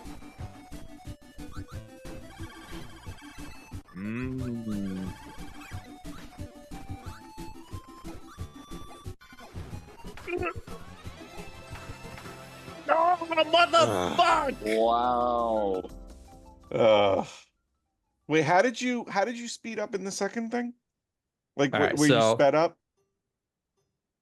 What do you mean? So you double tap to, you just did it. You double tap to run. Yeah. You got slowed down. You let that guy shoot. Slowed down. I let that guy. You can't let this guy shoot. When this game is so old that when these guys shoot, this like pink guy here, it slows. Watch Alex's screen in the middle. Watch everything slows down. Yeah, you're right. Rate. Yeah. So that's why you have to kill him. God. So if you watch mine, the first one, I hit him, right? I get hurt, but then I can just like run through and past everyone. Because even if I hit into that guy, it doesn't matter. Yeah. That was the difference maker. And then I did the same at the end. I just got hit by the guy instead of having to jump over him. I didn't know you could hit them. Fuck. Okay, Tom, was that the one you thought you won? No. Okay. Well, okay, so I won it, but now we're playing possibly. The fuck are you talking about? I beat him twice. It's over. Tom's gonna lose. Unless Tom wins this. If Tom wins this one, like he's saying, then he And has you a come win. last. And you would come last because you wouldn't have a single win. Oh. No. He has to win it. That means he has to get Points. first. Also means if you got yes, absolutely. Because the whole way it worked those was all the rules wins. he described. Yeah. Those are all the rules he described. The time is only in the case of a tiebreaker, right? So if I win all three, then you guys are spoiler tied, then we go by alert, time. But if I win two, spoiler alert, Tuna, I think this is the one I win. But we shall see. Watch me fuck this. Watch me be so much more behind you two. Oh, here it is. All right, here we go. The sound is so weird with all of them playing at the same time.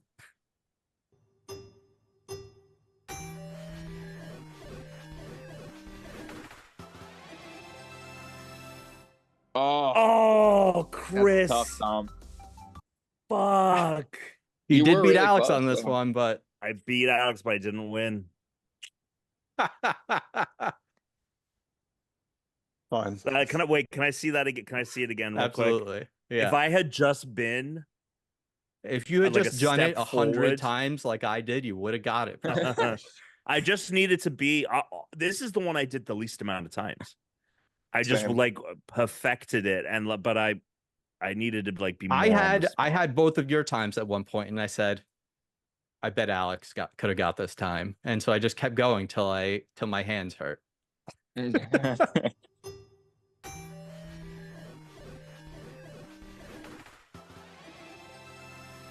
And you can see, Tom, like if you look, I can see where you lost more time. Look at where I grabbed the key.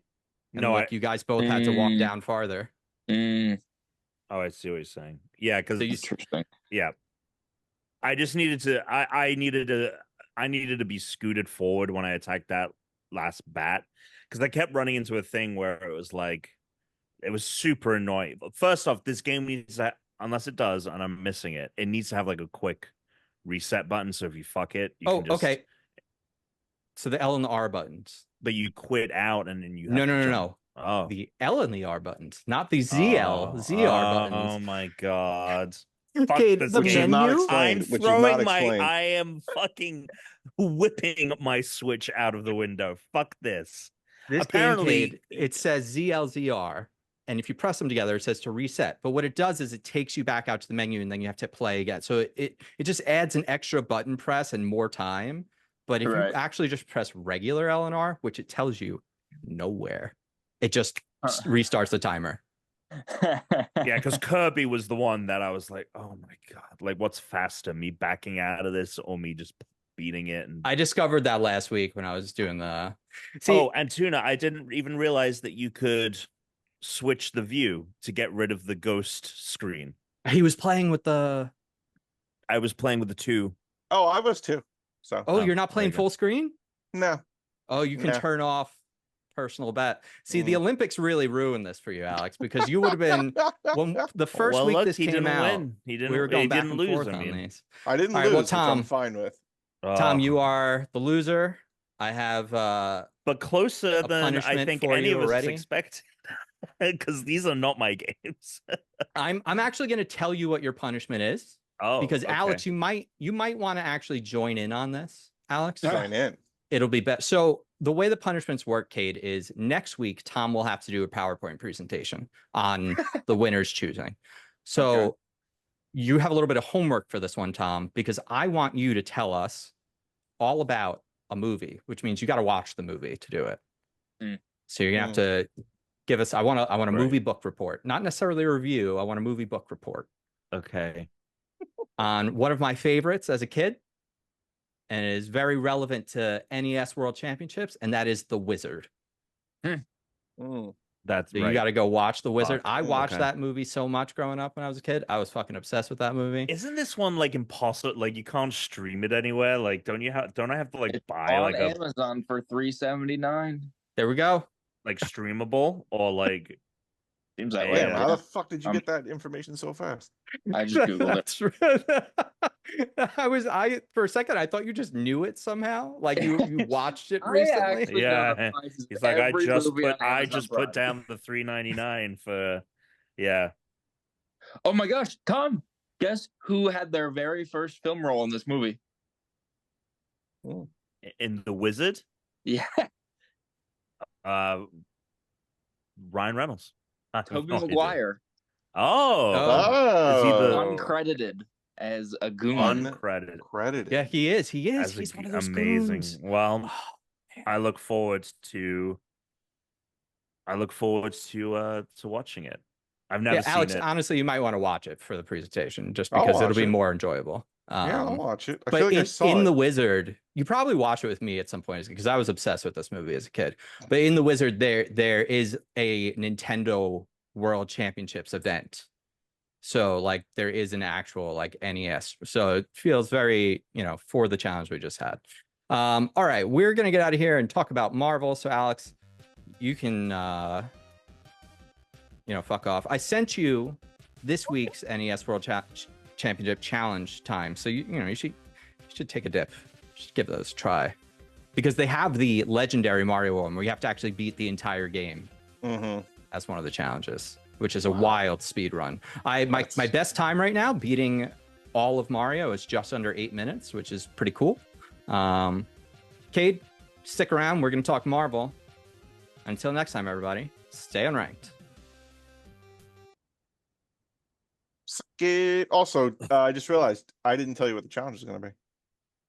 Oh, yes. Okay, tack it on right now. What is the challenge? The challenge is just going to be amazing. the first stage of Mario.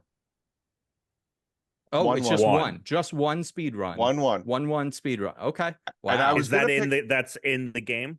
It's in the game, and I will tell you right now, your time should be under 30 seconds. Okay. Yeah, Tom. I mean, if you're showing up without an S, you're showing up with an L. And also because it is Nintendo, I wanted to pick a different stage from Super Mario 3, but it was too long. So it wouldn't have been like and I want to see like a 30. Because it needs to be under. It needs to be 30 seconds. And I really just wanted it to be I want to hit play. 1-1's good. 1-1. 1-1's good. All right. I have experience with 1-1. So Okay. Very all good. right. All right. Have fun with Marvel. Also, I much prefer how 1 plays than fucking 3. I can't this sliding crap. There's a lot of sliding. Anyway. Yeah, I agree. All right. The sliding. See you, Tuna. Peace. See all right. Cap.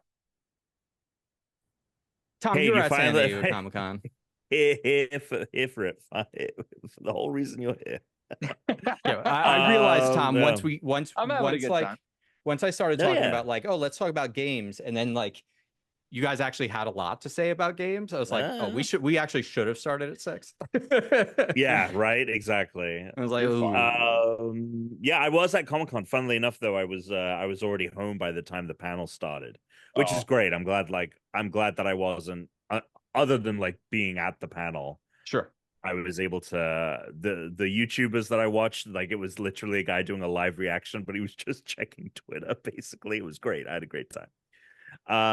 Yeah. So all of the We want to talk about Deadpool first. Well, let's talk about Deadpool Wolverine. I think that's the amuse bouche. I actually don't know how you felt about it, Cade. I could feel my enthusiasm on it dwindling the longer the movie went on for. I won't lie. I still had fun with it.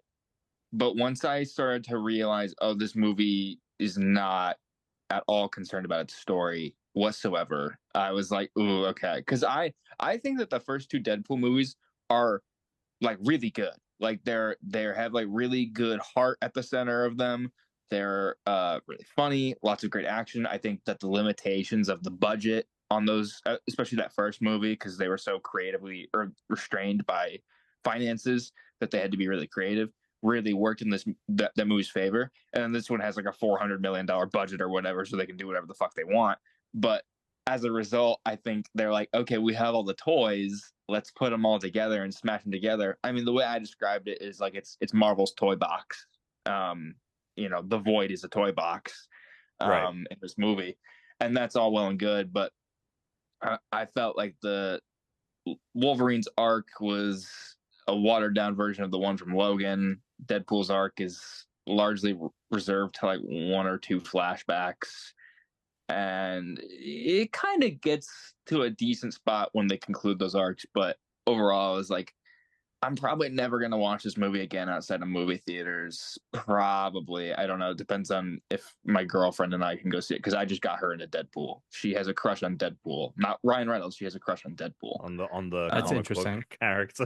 Yes. It's very Okay. interesting. That's so funny. I don't know. But so You're gonna have to get a I'll suit. try to- What's that? Yeah, You're gonna have dress to get a up. suit. She wants to get the suit. Wear- She wear wants like- to dress wear as like- Deadpool. Peter Pool.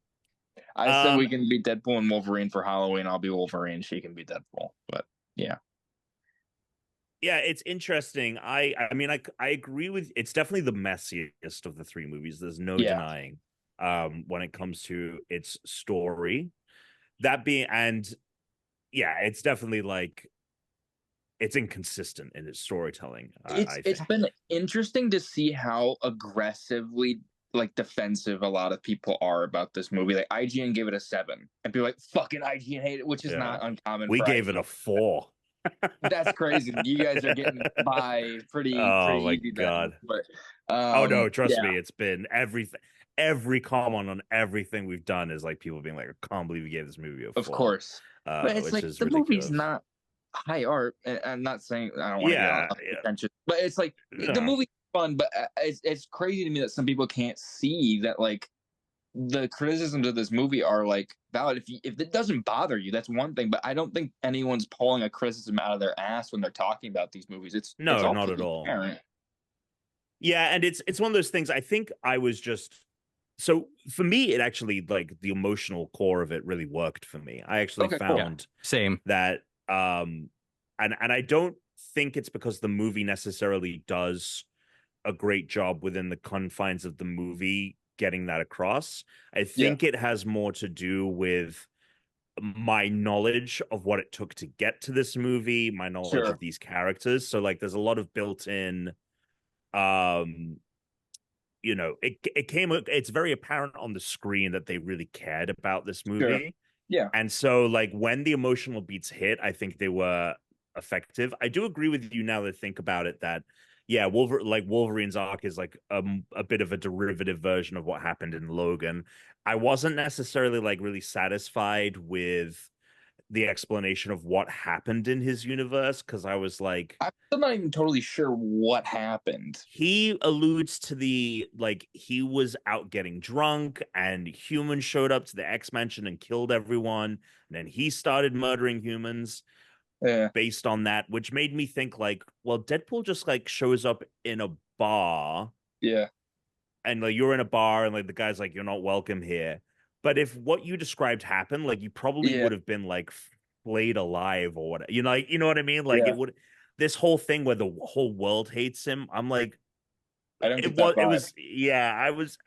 But again, it almost didn't matter because Hugh Jackman was just it doing doesn't such matter. a goddamn good job. He's really good in this movie. Yeah, and I think that they left it purposefully ambiguous because the only thing you have to know is that the X-Men needed him and he wasn't there. Yeah, and he failed. Like that's ultimately all that even needed to be said. Is the X-Men needed him and he wasn't there.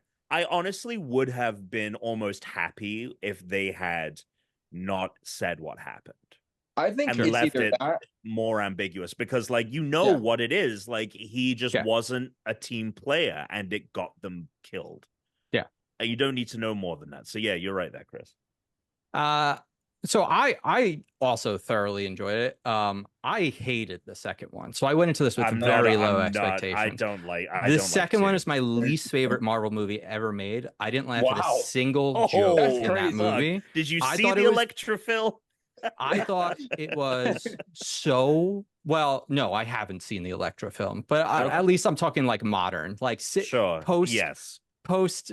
Let's say Iron Man. It's the worst thing I've seen. Quantumania is really bad. I'd still rather watch that than Deadpool. Wow, okay. Man, Deadpool 2. I didn't laugh once. I liked the first one, so I went in with some anticipation for the second one, and then I absolutely hated it. But then I really liked this one. So I don't know. I because the comedy I know is somewhat similar, but the second one, the comedy felt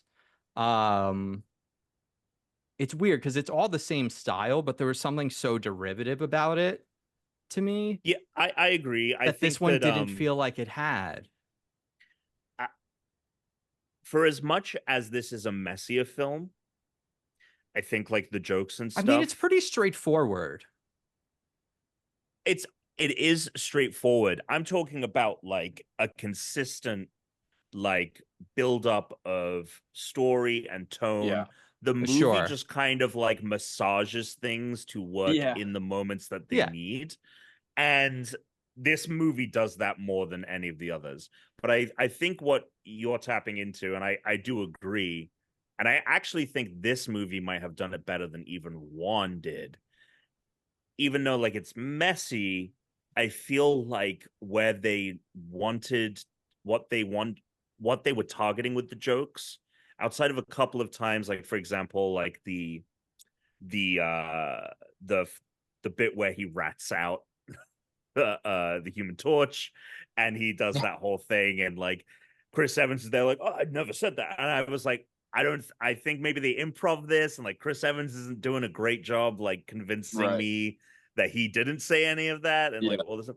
But I think for the most part, all of their jokes felt like no, like they wrote them, like they Yeah. wrote these one-liners, and Yeah. whereas like two, from what I remember of two, feels way more like they wrote jokes and they kind of didn't think about how they were going to be implemented, or like the quality necessarily of them. Like this movie knows exactly what it's doing in every moment. It's Yeah. just like the consistency between that is. And I also think like I'm also coming from a place where I expected this to be. I mean, don't get me wrong, we got some fucking great cameos. When fucking Channing Tatum's Yeah. Gambit walked out, Yeah, it was cool. I didn't even know how to, like, I was looking at Brooke like, I don't even know how to explain to you like why this is happening right now. It's Yeah. crazy.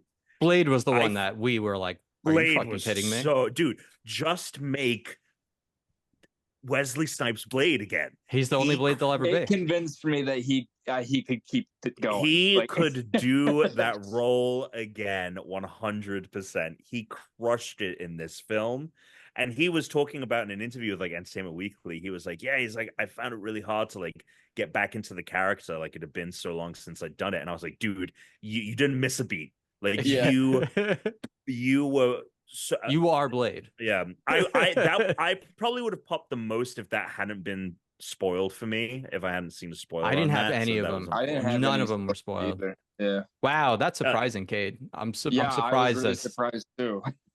I mean, would, that's if the I, like toughest yeah. thing for both you guys. Like, Yeah. you know, If I had been able to see it opening night like I usually do, I would not have had that problem. But because I got to see it like the Sunday after, and we were covering stuff, like I got it, I got it spoiled that like Chris Hemsworth is in the movie, Yeah. because we had done an interview with him for the Transformers film, which I hear is great, by the way. Apparently We great. done an interview with him for the Transformers film, and that cropped up in like our Slack. Right. And so I was like, oh fuck, like I'm not trying to see this. But I kept waiting for Thor to come up, and I know he Yeah. is in the beginning, but I was like, surely we're not asking him a question Right. about this. Yeah. Like this Yeah. is like a 2-second thing that isn't even really a thing. Like Chris Hemsworth didn't even Yeah. know he was in the movie. He's like, I didn't Oh, know. yeah. That's so funny. Because it's recycled footage from Thor: The Dark World. I Yeah, believe. it looks like Yeah. it looks like it. Yeah, I thought they would go a bit more crazy with the cameos and just like be throwing in characters like, oh boom, a portal opens up and in comes Right. Michael Chiklis's thing or whatever. I thought that they used the all the cameos and well, for some of these characters like actual roles, like Yeah. more than a cameo. I thought they used them to great effect, and I'm glad that when we got the kind of big reveal of the three, Elektra, Blade, Gambit, I was other than like the Blake Lively cameo as Lady Pool, which even wasn't anything because that wasn't her. That was just a voice. That definitely wasn't her in the suit. I was kind of glad that it was like, cool. We're not the movie. The shocking cameo thing is done now. Like now we're just in the story. Yeah. But I definitely see where the faults are. I liked Cassandra as well. Like I was surprised how much I liked her as a villain. She took a little bit for me to, because I was like, who the fuck is that? Like, what is going on with this? Yeah, she's I mean, who is? I didn't get that. I was like, she is Professor Xavier's evil twin that tried to kill him in the womb. And then I think comic books doing too much sometimes. They gotta calm down. Yeah, so she's an old character. That would have been sweet to be like, because she's fucking crazy. I mean, I like what they did with her, but it would have been really cool to see them just go all the way with that whole idea. But they still do some pretty wild stuff with her. Yeah, the finger in the head visuals. I was like, I never got sick of it. I was like, this is such a cool effect. When she was dragging the guy from the TVA, and he's just like, that was pretty good. Yeah, really. Oh, he was great in it too. Like, I loved Matthew McFadden in this. And the other thing with Cassandra Nova is again, like, one thing that is great, and obviously it works to a certain effect because, like, if you've never seen an X-Men film before this, that character is not going to hit the same. But like when she talks about like her relationship with her brother and then Wolverine decides to spare her because it's what Professor Xavier would have done. Like those moments to me like really hit, and she felt like really dangerous because what an evil version of Professor Xavier could potentially do. And so I liked it a lot. But I wasn't like, oh my god, this is now my favorite thing ever. Yeah, sure. I don't think this is the corporate slop that some people are claiming it to be. It's very much like a movie that's poking fun at Marvel and the multiverse concept. It's having fun with it. I've seen it compared to like parody movies. It definitely feels like Marvel's. That's what it felt like. It felt like I was watching like Scary Movie Marvel. And the second I realized that, which was like, I think when they got to Cassandra, that is exactly the thought I had in my head. I was like, oh, okay, I know what this is, and I'm in on that. Like, I'm totally here for that. It feels like a less like cynical version of what they did. And I like Doctor Strange too, but the cameos in that movie are pretty bad. Like Doctor Strange 2, like this movie succeeds in so many ways. Doctor Strange 2 puts in cameos so they can say they're there and then they're gone after that. Some of these cameos stick around. They're not even in the same room, like they're not even. All of the cameo actors feel like, at least in the van, they're all in that van, from what I can tell. They're not cutting around and doing anything. They got everyone there. Yeah, they shot scenes. Great. They shot action scenes. It isn't just that's like really cool. Yeah. I would have loved to see Ben Affleck's Daredevil again, but he's dead apparently. So I thought, that Jennifer Garner is great. Yeah. I mean, that whole thing. Yeah, that joke was so good. Where he's like, "Oh yeah, he's dead." Like, I'm sorry. That was so. Dude, oh my god. The joke that got me, and I think also like I thought the opening of the movie was so strong that like it didn't, even though it kind of waned, it never like it just like kicked up. The best fucking joke for me, the one that like I still think about, is when he's interviewing with Happy Hogan. And Happy is trying to get him to like make peace. He's trying to say like make peace with where your place in the world, right? Which is ultimately like where he ends up. Yeah. Like he's like make peace with where he's like, I found my place. Yeah, you can find yours too. And this amazing look that Ryan gives of like the hands, I was like, that's such a brilliant joke. The best jokes in these movies are often not words. It's often someone just doing something with their Physical actions. humor. Yeah. Yeah. And Deadpool reacting in some way. When I he's love, talking to Nice Pool and he's like making out with the dog, like straight Yeah. face. There's no way, and maybe it was, but there's no way this wasn't intentional, that they made Nice Pool's dick huge. I don't know if either of you saw this. He has a I didn't bulge. see that. You couldn't He has, you couldn't not see it. because okay. the camera is placed at like a very low angle, but nobody says anything about it. And I was just like, what is going on here? And Yeah. I was waiting for Deadpool to make a comment on it, but he doesn't. It's just like, oh my god. But I love Nice Pool. the suit up scene. And it's just ultimately keep like him slapping his ass and grabbing his crotch. So funny. There It's those was like quick blink and you miss it things that just so great. There was a really good joke that you guys wouldn't get because it was a very LA joke, but he calls Nice Pool Cafe Gratitude, and it made Teresa and I like laugh out loud. Like, in fact, our whole theater died because there is a vegan place here in LA called Cafe Gratitude, and the food is amazing, but everyone that works there is that guy. And not only are they that dick. guy, long hair. they sound like that guy because this is, I'm going to read you the name of the foods on their menu. I am brilliant. I am sustained. I am next level. I am giving. I am. So when you order, you have to be like, I am whole.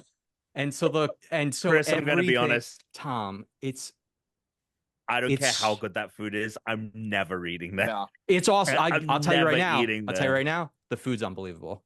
It's so fucking good. It's so fucking good. But we so rarely go because every time we get in there, right, and it's time to order, we look at each other like, oh. So I'll usually just be like, are you having the I am gratitude? I'll be like, I'll just be like, full? I'll have the sustained. She'll be like, she should be like, oh yes, you are sustained. I'll be like, oh, amazing. Just, can you not? That's the best fucking thing I've heard all day. That's so good. Damn, that's a good joke for them to have done. Yeah, our theater like yeah. And I was like, oh man, if you don't live in LA, like that joke like just went over everyone's head. But if you've so glad been told me there, about that. That's amazing. One of the other jokes, I don't know if it's a joke, but they don't call attention to it. The whole like minivan fight, which is really creative and really cool. The minivan fight is fantastic. It's like a sex scene in a weird way. Like it's edited and cut like a sex scene. Yeah. It's it totally is ridiculous. It totally was. The shot where he's like completely tied up in the. There's someone posted a GIF of that scene, and there's a scene, a shot of like, I think Deadpool is on top of Wolverine, and he stabs and pulls out the blade, and some blood squirts on his face, and it looks like, use your imagination, but yeah, it's just like, what the hell? And Go ahead. I was gonna say, I wonder if it's one of those things that they're like, we can't like actually say, like, make like a verbal joke here because of Disney or whatever. We'll just be really like subtle about it in some ways, and that if you get it, you get it. If you don't, you don't. But I don't know. Yeah, I mean, they had quite a few sex jokes, and they brought up pegging and stuff again. Like, apparently Disney like didn't really tell them no to almost anything, which was, I mean, what he made fun of Hugh Jackman for getting divorced. I was like, damn, that was crazy. Holy shit. Dude, I can't believe he kept that in. Again, like what I love about that like car fight scene, was, I think, the best example of them deftly kind of interweaving like the humor and the heart, because the kind of like jabs that they have verbally at each other right before they get into the scrap are like biting, like Wolverine, like the shit that Wolverine says to Deadpool, and then his deadpan like, I'm gonna fight you now. Like, it was so perfect. Like, I don't think there was a single joke that they like had to cut. I think that they pretty much got away with everything that they wanted to. Honestly, the biggest attraction I have from the whole movie is what Cade said earlier, which is that I think it just went a little too long. And it started where it's welcome out for me with the fight with all the Deadpools, and not because I didn't want to see them fight, but because that felt unimportant to me at that point. And also, like, it didn't make sense why those Deadpools would be like There's going. it's just there. Yeah. Like Yeah. if they all joined together, why wouldn't they just be bringing him into the group? Like there is Yeah. kind of and so I just like they should have just been part of the assault on, like against whatever her name was, and they should have been part of that. Like, it's and then also, in my opinion, the worst looking fight. Like, yeah, because the I was most so CG stuff was in I that. I was laser focused because we got the cowl with Wolverine. I was watching him the whole time, and I was like, "You're not really doing anything here. Yeah, like you're not actually doing any kind of choreography. You're just going up to people and going like, and like the next person. Yeah. Like, they should have just been part of the crew that was in the assault, and that would have worked better, and it could have been a lot. They could have cut 10 minutes out of the movie. I know that we needed this like final moment where they like fight. I think it would have been cool if it was just Lady Pool they were fighting or something, like how so they get better choreography, or just skip the fight and that Peter Pool shows up. Enjoy my Peter, like just go right to that moment. But dude, when the orchestral Like a Prayer kicks in at the end, the best. And they're connected to each other, and like I'm like, you know what? Maybe this is high art here, because it really is effective there. That was where they really nailed the heart for me too with the movie. Even as someone who says that like the emotion isn't there throughout the movie, that's the one scene that I'm like, fuck, like maybe I'm wrong because this is hitting me on some level, but no, I mean that's a really great scene. And Wolverine says something about he kind of has this moment of like, no, I am the X-Men when I wear something about wearing the suit or whatever, and I'm like, oh yeah, that hits. Yeah. Again, though, it's all built into the fact that we know these characters and have seen them over the years. But this was like the end game for the Fox universe of I think they're going to bring most of them back for Secret Wars. Like, I think we're getting Hugh maybe, but it They very much Electra felt like back. a goodbye. It felt like a goodbye yes, to that. It is. Yes. And that's why they're the credit scene was like so good. Like that. Like the end credits, like the little montage they had it was so really good. funny. Like, look, I get it. I get like the clips of X and X2 and maybe the like 2000 Fantastic Four, but when they start showing clips of 2015 Fantastic Four, like, okay, I'm like, no one has any sentimentality for this garbage dump of a movie. I would rather watch that again than watch Deadpool 2. There's no way. There is. Dude, that movie is really bad. I don't know if I would watch it over Quantumania, but it's there for me for sure. That movie, I don't want to get into it. Anyway, there's more Marvel stuff to quickly chat about if you guys want to chat about All H and everything. Yeah. Cade, why don't you I am very curious about how you're feeling. I think you're quite conflicted, Cade, about RDJ as Doom. You're super right. On one hand, I'm like, oh wow, this like the idea, the mirror arc of like this, the man who saved the universe, and now he could potentially destroy the universe or whatever. Like that's really cool on paper. It's his Elon Musk arc. Yeah. Oh God. Exactly. There's like a lot. Don't say that, Chris. There's a lot of interesting ideas that I'm like, I can see why Marvel would be like, okay, like if they pull this off and it's the best Avengers movie they've ever done by a mile, holy shit, it's gonna be great. But will it get there? I don't know, because let's face it, the state of this phase where everything's been leading to this has been in disarray, and they've had to completely pivot plans completely already. And I don't know how long they've been working on this version of the story, because I think last year they were still like getting new writers for the Kang Dynasty, which is now Doomsday. And now there's a new writer, the guy who did all of the Russo brothers movies. So I don't know how long who's the actual secret sauce, in my opinion, to those movies, because everything they've done since has been a wet fart. So no, absolutely. And so I'm like, how long do you have time to cook this, and are you going to be able to land it? And I don't know. It feels more like the Russos were maybe like brought in because they're excited about Secret Wars. It's a thing they've always talked about. but they know that they have to do this setup bit first, and I don't know if they have the time to do it. But nevertheless, that's besides the point. RDJ as Doctor Doom, I have said makes the multiverse feel very small, because if we're just going to be bringing back people we've already seen in roles, I don't think that makes the multiverse as a concept very interesting. Like Channing Tatum as Gambit, very good use of the multiverse. People were shitting on that idea because they're like, oh, it's nostalgia for something that never even happened. I'm like, no. This is what we should be using it for, because we haven't seen Gambit outside of X-Men Origins Wolverine, and that was a whole shit show in of itself. But yeah, that was really bad.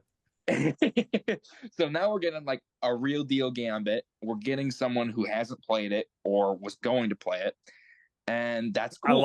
I loved all of his jokes where he's like, some might say that some of us didn't even start us out, just like all of the things. He's awesome. He's so good. I really liked his performance. I know that like awesome.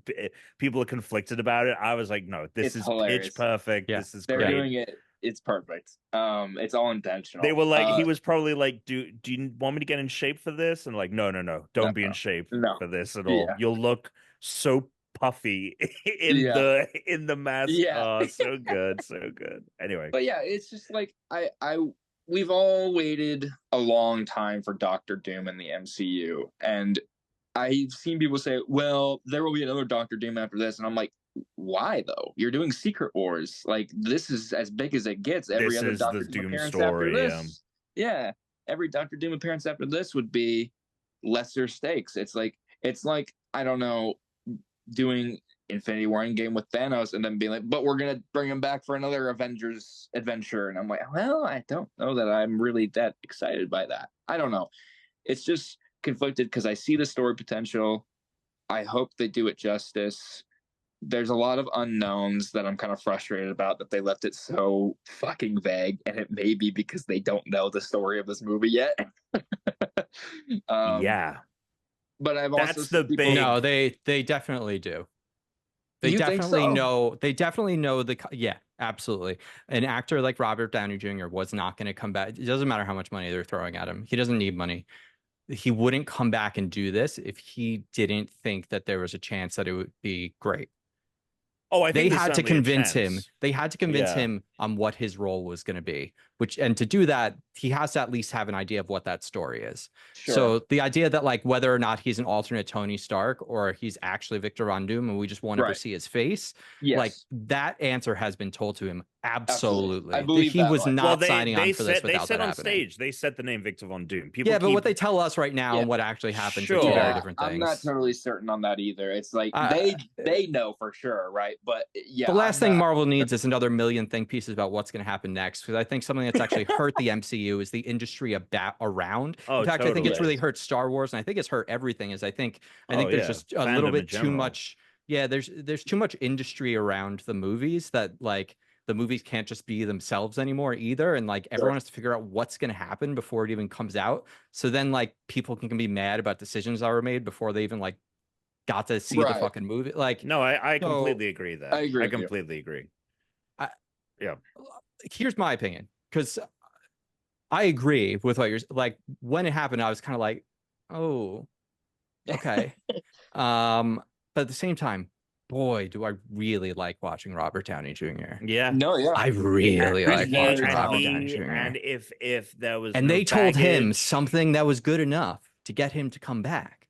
Yeah. That maybe I should just believe that it's good enough for him to come back, and maybe I should just wait and see what the fuck they're gonna do. It's like I'm just gonna try and be optimistic about it, and it really just feels more like I feel really certain now that Secret Wars is truly like the reset button on the universe. I think that I think you're totally. I think the real answer to all of this is like we just have to wait and see. We do not know, like, because if you think about like back to where we were, like comparison now to where we're eventually going to get with Doomsday and Secret Wars, like we're in like the Age of Ultron space of and like Yeah. I would argue that the quality was kind of the same. It Yeah, just it was is very like up and down. now we're coming out after Endgame, and if you had Yeah. told me COVID really hurt this when phase too. Yeah. I COVID mean really hurt there's a this bunch of phase. reasons, Like but like visually though, like I think it oh suffered well, most because of Oh COVID. yeah. They were I filming mean a lot less with the like I know the volume didn't really exist really like before the COVID. Like that's like really like when the volume kicked in was post Mandalorian. They would have done a lot more real filming with people than they did if it hadn't been for COVID. Yeah. No, And that probably. made those movies look real fucking ugly. Yeah. but if you had told me that like Infinity War Endgame was gonna be this like cultural moment, like Yeah. just like for all intents and purposes, like knock it out the park, slam dunk, home run, perfect bow on it. If you told me that, like after I'd come out of the theater of Age of Ultron, a movie I enjoyed, but was like we would not have believed that. So yeah, it's totally a thing. And for me, honestly, I think the point we will know whether they're going to pull it off is Fantastic Four. That Yes. is the Yeah. movie that if they fuck it up, that movie has to do a lot of work. Because for me, I think first off, RDJ couldn't perform the fuck out of Doom. It's really just like the baggage of it all that makes it like this conflicting thing. But for me, I'm like, well, the Secret War story, the Doom story, again, kind of like in Deadpool and Wolverine, we've had years with these characters that we're able to tap into this emotional element to it that goes beyond just what the movie is doing. And we need some of that for like Doom to kind of be an effective villain, especially with RDJ playing him. And so, like, they didn't say that he was going to be in Fantastic Four. They just really mentioned the Avengers movies. Yeah. That'll probably be in a post-credit scene. But I think he needs to be in the fucking Fantastic I Four would love movie. it. Yeah. Secret Wars is about, ultimately, at the end of the day, if they're primarily adapting the 2015 version, which, considering this is multiverse and there's incursions and all of that, it seems they are. Like, the Reed Doom relationship is so important. Yeah. And it's that's going to be the emotional core. The Fantastic Four and Doom and all that, that's going to be the emotional core that in Endgame we had the Tony, Cap, Thanos, like all of these kind of this like trio in a way, like all these characters are in like in this different space and like becoming these new things. So like, right. I think it all depends on Fantastic Four, and that's when we'll know if they're going to pull it off or not. No, yeah, I think you're probably right. That trailer looked good though. The Fantastic Four one. Yeah.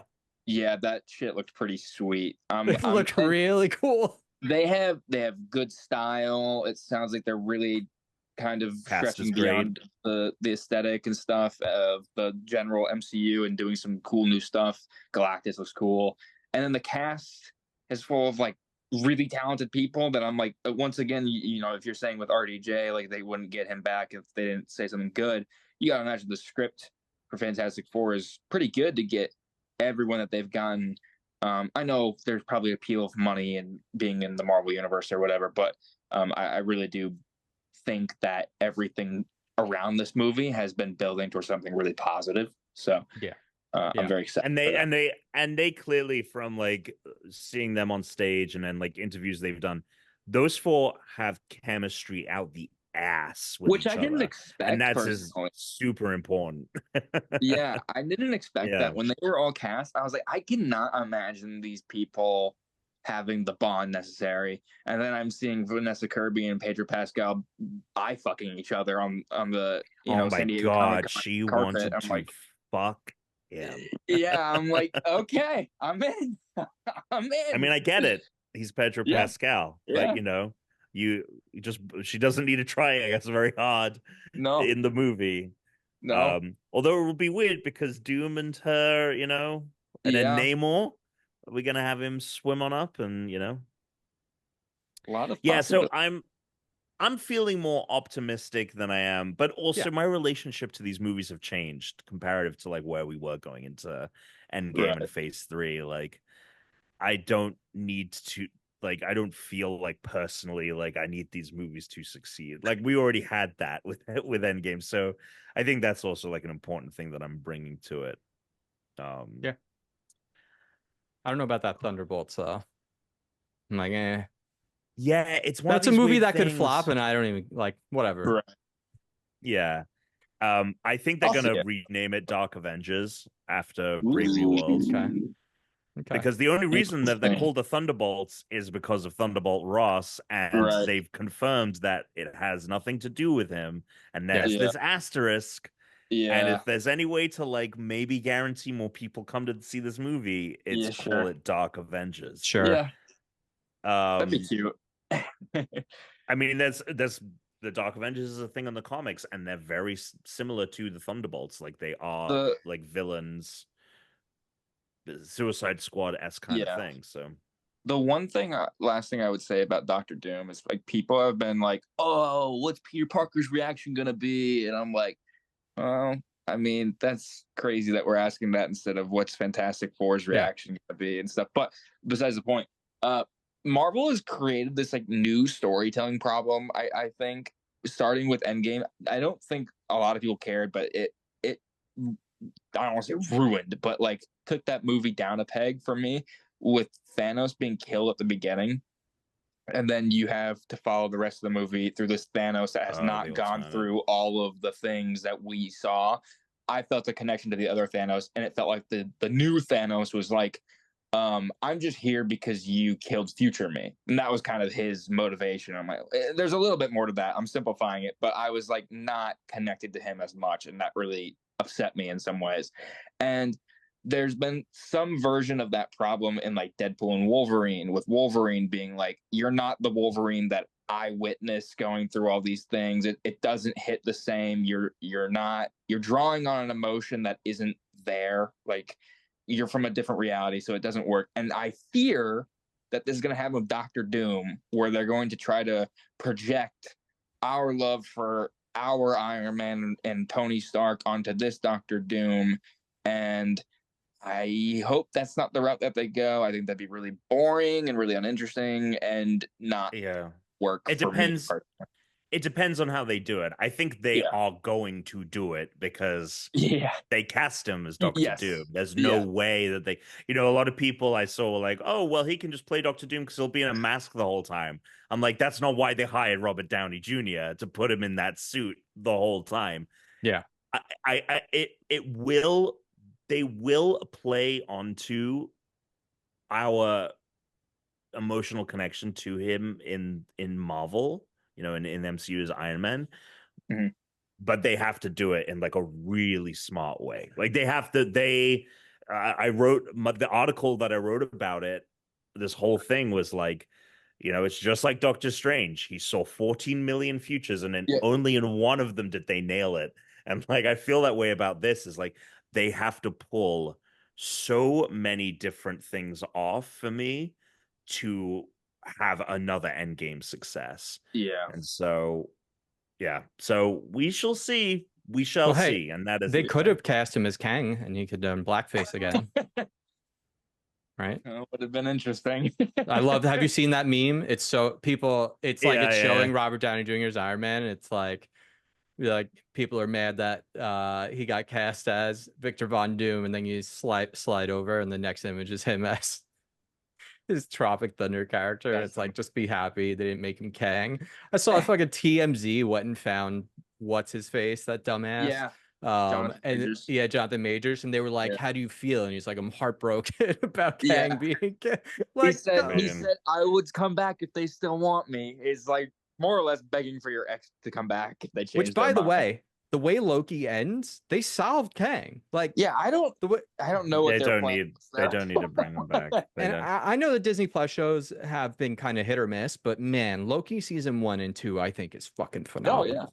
Very good. No, really good. Again, I don't think anything other. I think Ant-Man and Secret Invasion. Oh man, did Secret Invasion really drop the ball in a lot of ways? Yeah, but those are the only watched like 2 episodes and was like, you know what? I'm just not gonna. There's so much good stuff that like that in the stuff with him and you know, his wife is revealed. Like their relationship is phenomenal. The stuff between him and Rhodey was really interesting, but boy, did they really screw the pooch. Were they actually going to make that movie? What? No. With Rhodey? There's a Armor Disney Wars? Plus shows. Yeah, I don't think that's happening anymore. I don't know. Well, because they changed it to a movie from a show. Supposedly it's a did they? movie. Yeah, Supposedly it's a movie. We're still getting. I mean, look, D23 is next, or well, That's I guess true. it's this month. Fuck, I'm so excited for that. Where we'll probably get a lot of the TV show stuff, but we should get the new Disneyland park revealed because they announced the new park, and the only thing they told us is that one of the things at the new park is going to be the Avatar, but that they haven't told us any of the other stuff that's going to be at the new park. And my guess is we're going to find out what else is going to be. That's more for me because I live 45 minutes away from it, but I'm very excited. Yeah, they've Kevin Feige is which is really weird because it's like, again, it's probably like a COVID thing. They just haven't been able to show these shows off. But like he's confirmed that both the Vision show and the Wonder Man show are both real. And we've never had that before. Like it's always been, they've never talked about these shows before they've got a logo ready or, you know, officially announcing it. But it's just been in an interview where someone's like, yeah, so we hear you're making Wonder Man. It's like, yeah, we're working on it. And I'm like, weird to announce this, but I will probably see more of that. We'll probably get a Daredevil Born Again trailer, which God, I hope that's good. Me too. I really hope that's good. Yeah. And Spider-Man 4. Do you think we're gonna get Blade? Do you think Blade is actually gonna happen? The movie itself will probably happen at D23. Absolutely not. Not at D23. You think we're still gonna get Mahershala Ali's Blade? It might not be his I don't know Blade. if he'll be in it, but I think they'll make a the Blade movie only exists because he said, I know. I want to make a Blade movie. I know. But wasn't there a rumor that Jordan Peele's going to be working with Marvel? They couldn't find something for him, I think is what it turned out. I would have assumed it would be Blade. Yeah, Blade would have been good. Someone else doing it. I don't know. That movie's had 50 different directors and writers attached to it over the last 20 years at this point. Yeah. So I would watch the fuck out of a Jordan Peele Blade. That'd be sweet. Yeah, that would be interesting. I mean, that seems to be a good fit. Yeah. All right. Well, thanks for staying late and joining us for so long. No, thank you for having me. I really appreciate it. Yeah, it was a lot of fun. Fuck you.